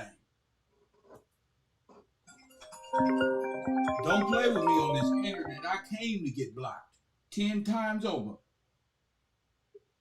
Coffee and Kush TV. You on the air. Hey, what's happening? It's Double Up. Double Up, what's happening? Hey, I'm all right. Hey, just pointing out one thing from the video. Yeah. When he said that the main focus was to go into the southern colleges, like all the HBCUs. When he started naming Spelman and Morehouse. That would be where all the aboriginals are, so to speak, that would be the continuing of the brainwashing. That way they could stay in power. And they would indoctrinate them through fraternal orders. The ones who was bright enough to succeed at these colleges, HBC, and brought into the fold. Like Roland Martin. Right. I mean, he always got something Greek. Like you say, hey, if it's Greek, send it to me. That's right. He's a Grecian. You know, that's right. Okay, so look at it this way. If you getting indoctrinated, because you basically, 17, 18, 19, yes. when you go into college as a freshman, yes. Okay, they didn't teach you anything about Greek fraternity. They might have taught you about a little bit of Greek in history, but you weren't paying no attention, so you don't even know what you're looking at. Only thing you know is you part of a secret society, but you never came across anything in the Bible that told you not to join a secret society. So you just did it because it was what everybody else did. Cool. Yeah. Not even know, because they promised you that you would always be able to get a job anywhere. All you gotta do is call your brother or your sister. That's it. Yeah, that's what they promised you. That's right. So they go right. So they go back to the ransom. What was your ransom that you paid? What was it that you accepted? Exactly. To disregard the ransom. Why did you become a goat? In order to become a goat, you had to disregard the ransom. What was your price? What did you sell? What did you give up? I mean, you gave up the right to talk. If you want to talk about amendments, you gave up your First Amendment right to talk because, like he said, they are not allowed to say anything. That's right. So your ability to even communicate and see things appropriately is distorted because you can't see, you can't talk about what you saw, you can't do nothing. You at a stalemate. Look, So therefore, you went against God when He told you in Matthew 28:19 when He said, "Go ye therefore and tell everybody, all nations, about the goodness of Jesus." You ain't listening. They can't even do that. Exactly. You know, that's what I wanted to add because when you playing these videos, it's not like it's another YouTuber or anybody for that matter that's trying to wake people up, right? Not on this level. You know, you got preachers and everybody else that dance around the truth, even though they know the truth, because technically they took the same oath that they to not tell you the truth. They took the oath of keeping the Bible very basic. That's right. That's why there's no separation between church and state. It's the same thing. They can't separate it because they pay no taxes to the government on anything that they do. Therefore, the steering wheel is in their back, so you're going to do what I tell you to do. You're going to say it the way we need you to say it, and that's it. That's all. Don't you go telling them in Deuteronomy nothing. They got nothing to it too.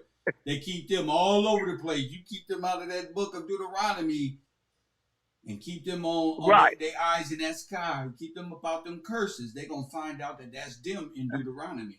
And that's it. That's all she wrote. That's right. And they go back to all nations have conspired against thee. When you start asking yourself, who is thee? Who is the only people on this planet that don't know where they come from? Who are the only people on this planet that everything was crafty counsel against them and ripped from? Like this. Yeah, this whole Masonic thing and all these Greek rituals, they focused on you. So you don't know where you come from. They needed you. So who was sold for nothing?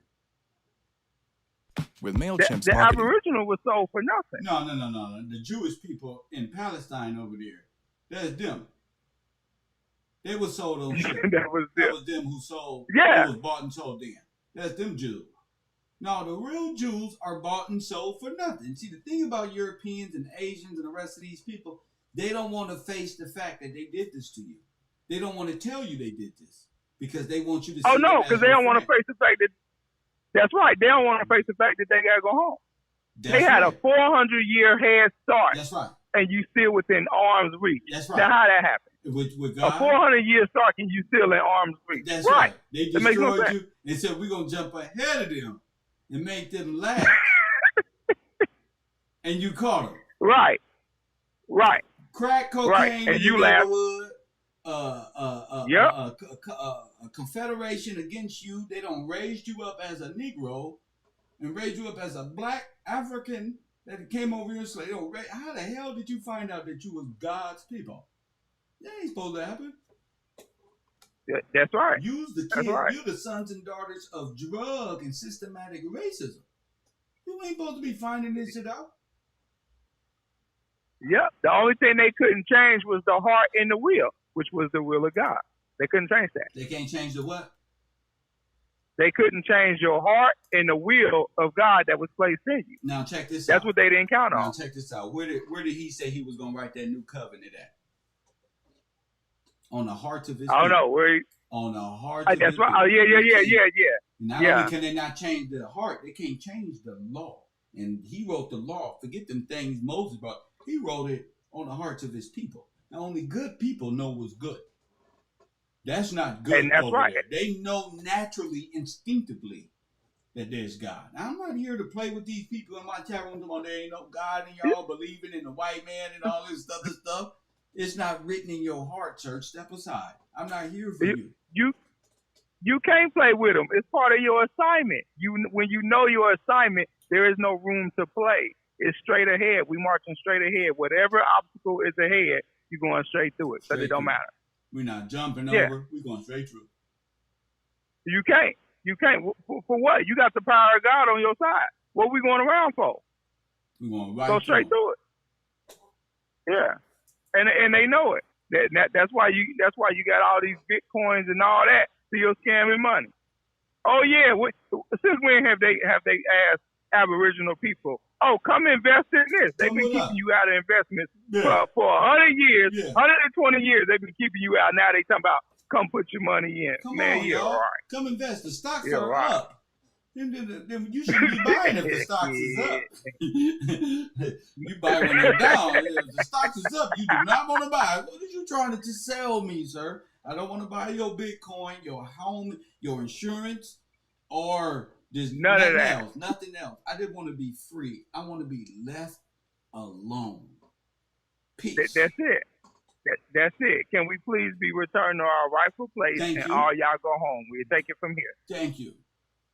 Because it's clear you had a big start, a big conspiracy, and you ain't went nowhere out of arm's reach. We can still use our minds and catch your dumb ass in time.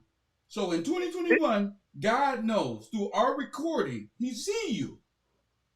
That's right. That we got your ass. That's right. From the African to the Asiatic black man to the European to the Turkish to the Khazarian to the whoever else, all of them, and especially the secret order. Now, the kids of these people ain't got nothing to do with it. They, you know, this will make Christ special because He know the plight of their children. Right. But even their children gonna have to bow and praise our King and our God and the history and the word that consists. That is Black history. That is Afro-American history. And it's all right there. That's right. If not, you can go on about the business. Old that side. Go home. Is that what that is? Go, that's the end of Avatar, huh? Just go home. You get your ass on the little ship and go home. Go back to Turkey, Serbia, Poland, wherever else on the Asian continent that y'all need to go. This is how Black people, y'all need to stand up in America.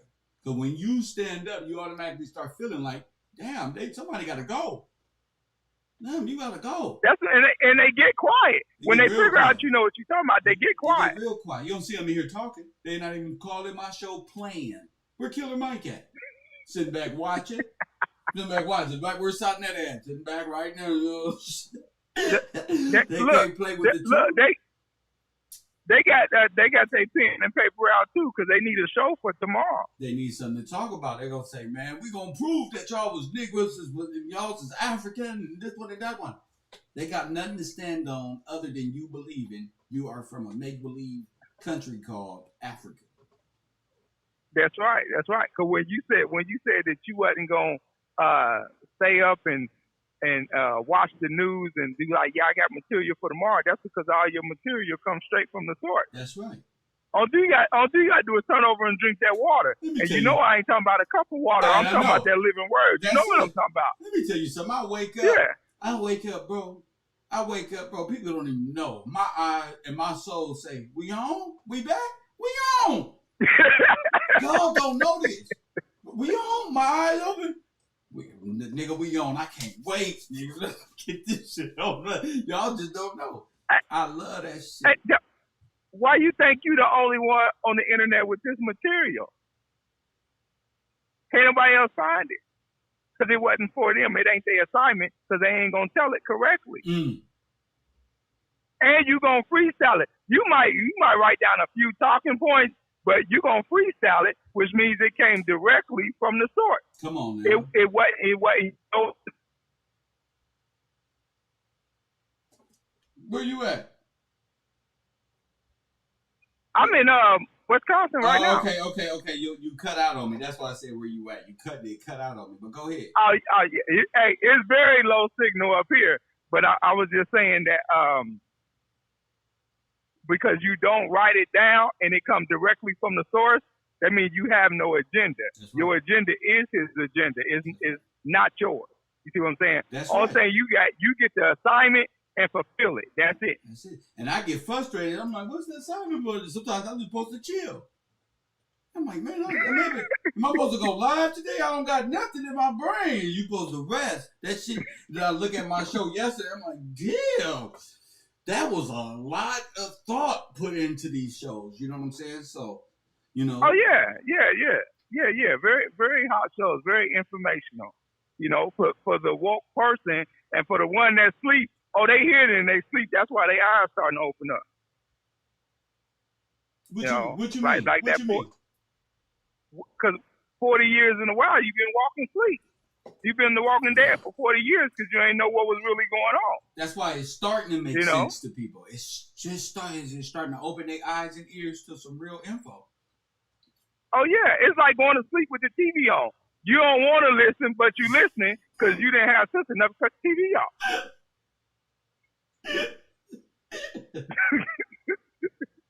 You just hear the TV talking over here. Fuck this TV. You can stay on. I'm going to bed. It's just talking and running. You wake up full of information. I don't give a damn. I learned something. Yep. Full of everything that you heard. And if you fell asleep listening to Coffee and Kush, you learn everything that you're supposed to learn because you woke up with it on your brain. So him talking about he don't get it, he want to troll, is waking up on their brain too. They need the information. They got the information, but they need something to talk about on their show. So they're going to take snippets from your show to say, hey, okay, this was going on right now. But they're going to do it 2-3 weeks late. They got to lag behind. Because they got to figure out how they're going to word it without telling on themselves. Without saying, sir, and making it seem like it came from me. Or saying YouTube Street. Or YouTube Street. It's a clown out there right now, not to put you in there, but it's a clown right now. I'm talking about Nightmare on YouTube Street. I say, T-Night, is that you, these Kanika Jenkins niggas still out here? Same niggas talking about F-Kev Deals, now they the Nightmare on YouTube Street. Something I created. But see, that'd be the funny part when they don't know you created the term YouTube Street, and then you hear them say it, all you got to do is sit back and laugh. That's what I do. But the cold thing about this one, he know I created. He just man, fuck him. I just want to be down somehow. He hanging out with one of my main favorite YouTubers, King AK-47. He tried to make a new home over there because Kanika Jenkins' subject don't die down. He ain't got shit to talk about. But it just happened. They need to roll with. They need to come on. Yeah, they got to roll with what's ever hot. Please, a death of niggas, something, some type of death and destruction. Anything else double up, man. If it ain't drama, they can't talk about it. You right. Yeah, they can't talk about it. Yeah. They ain't in the realm of positivity, so they can't talk about it. Because they don't understand it. They don't know how to they don't have the pronunciation of words or the vocabulary to make something that's boring sound interesting. Oh, my goodness. That's all that is. You said they don't got the vocabulary to even make something that sounds boring interesting. No. Look what you just did. Nobody in their right mind would have paid attention to that in a history class with the lights off. They'd all been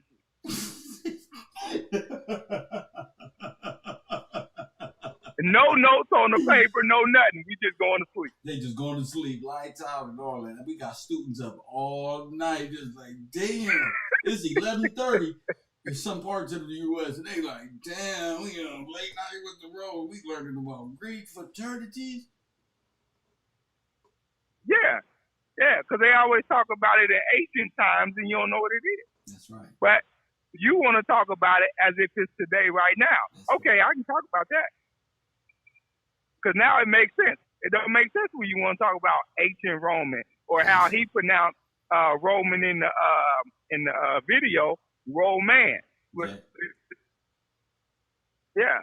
If you're talking about Roman, that go back to pirate. If you row, what you in a boat? Yeah. Okay. Now it makes sense.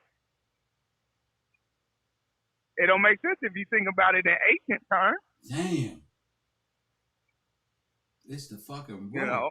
And like I say, when you row in the boat, you see, the rowing the boat is not what people think. See, you row in the boat, but your back is towards the future and you facing the past. Mm-hmm. Mm-hmm. Yep, the only time you look back and see where you're going, push away. That's right, but your focus is the past. Right. Right. Or what's behind you, what's really in front of you. Oh, that's you got to know where you've been and know where you go. There we go. This is why all of this makes sense. This is why row your boat gently down the stream makes sense. Merrily, life is but a dream. And we've been dreaming for 40 years. Now it's time to wake up. At some point in time, you got to get out of bed and do some damn work. And that's what it's time for. Most brothers don't want to get up and think. They believe they gods. They believe that they believe a bunch of weird stuff that I'm ready to have these conversations with these brothers. What is this panism? What is this? This do without will shit. This Aleister Crowley. It's the enjoyment. It's the enjoyment aspect of life. See, the God aspect of life is born. Yeah. The God aspect of life is born. Because, you got this rule, that rule, that rule. But do without will. I just do anything I want to. Yeah, that's why it's so appealing. Excuse me, you don't want to go to church? No, God got too many rules. That's their number one thing they like to. I say, too many rules. You're not finna go kill nobody. You're not finna do none of them rules anyway. You go to work, you got a job. You ain't think about being no criminal any damn way. The laws of God is the laws of the United States of America. What you talking about? You don't do both of them anyway. What you talking about? That's right, but you just don't want no rules. You don't want no rules, just in case you want to shoot a nigga. Just in case you want to be a hoe, or a thug, or a diva, or just in case you want to turn it on, you want that available to where you just don't gotta give a fuck. You don't want no responsibility.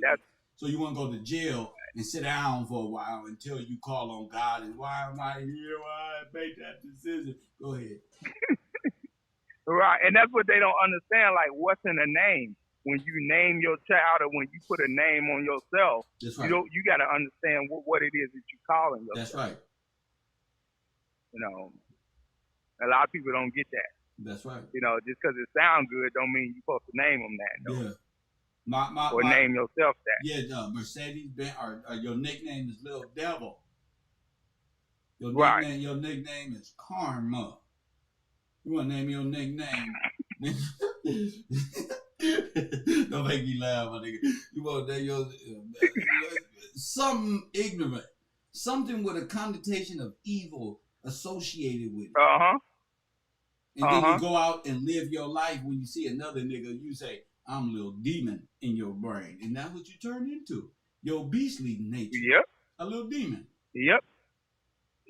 And you know what? He just said it on the show when that you just played. When he said, you fighting duplicates of yourself. Come on.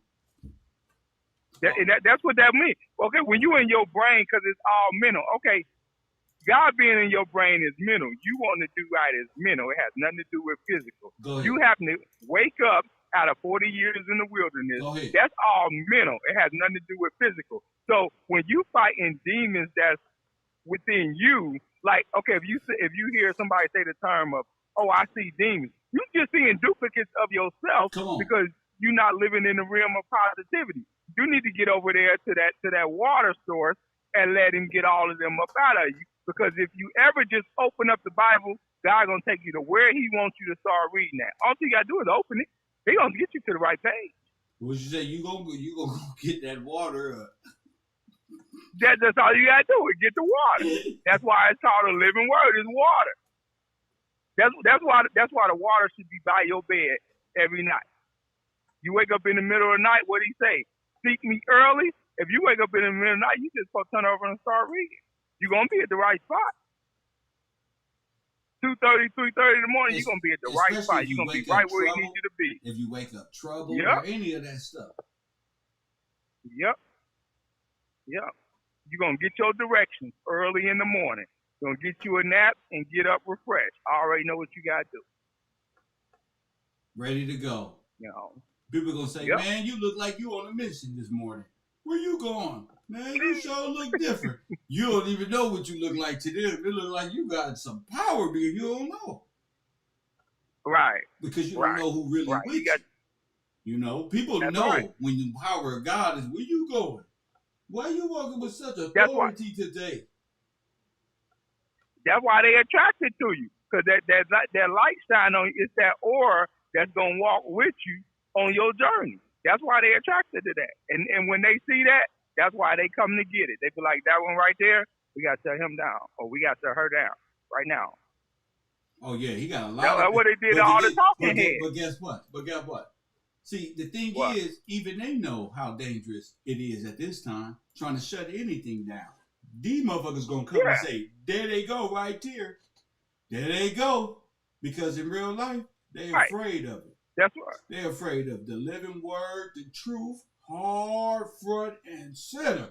They scared of that. Because they can't control it. They're afraid of what they can't control. And a man, what you say, a man on the mission or a man on the grind is the prize. That's right. Because if you on your mission, which means you got the living word with you got your directions. Only thing you got to do is carry them out. That's why you the prize. Because that goes back to the repair or of the breach. Only the man can repair the breach. That's right. Because the house got to be in order. In order.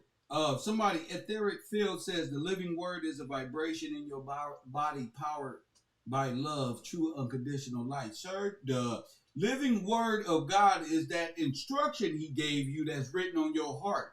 Do not change that to nothing else that you don't heard in the East Indian Kabbalah Mystery School, Etheric Field Crystal. This is not the Kabbalah East Indian Hindu philosophy class. Okay? The living word of God is his word and his son that's going to live according to his word and set the people free. Ain't got nothing to do with no etheric field, no crystals, or none of that. Shit you talking about. You got none it? of that. Coffee and Kush TV. Thank you, Amanda. Rubbish. Thank you, sir. Thank you. Sometimes you got to let them know. Don't be trying. Look, don't add on to what I'm saying by putting another religion source on me. It's not happening. Anything else double up before I get up out of here? Double up went through a progress. He went through he be in the mountains in that truck. So shout out to my man Double Up for calling it the end. But yeah, Etheric Field Crystal, get your knowledge up. Don't just be typing.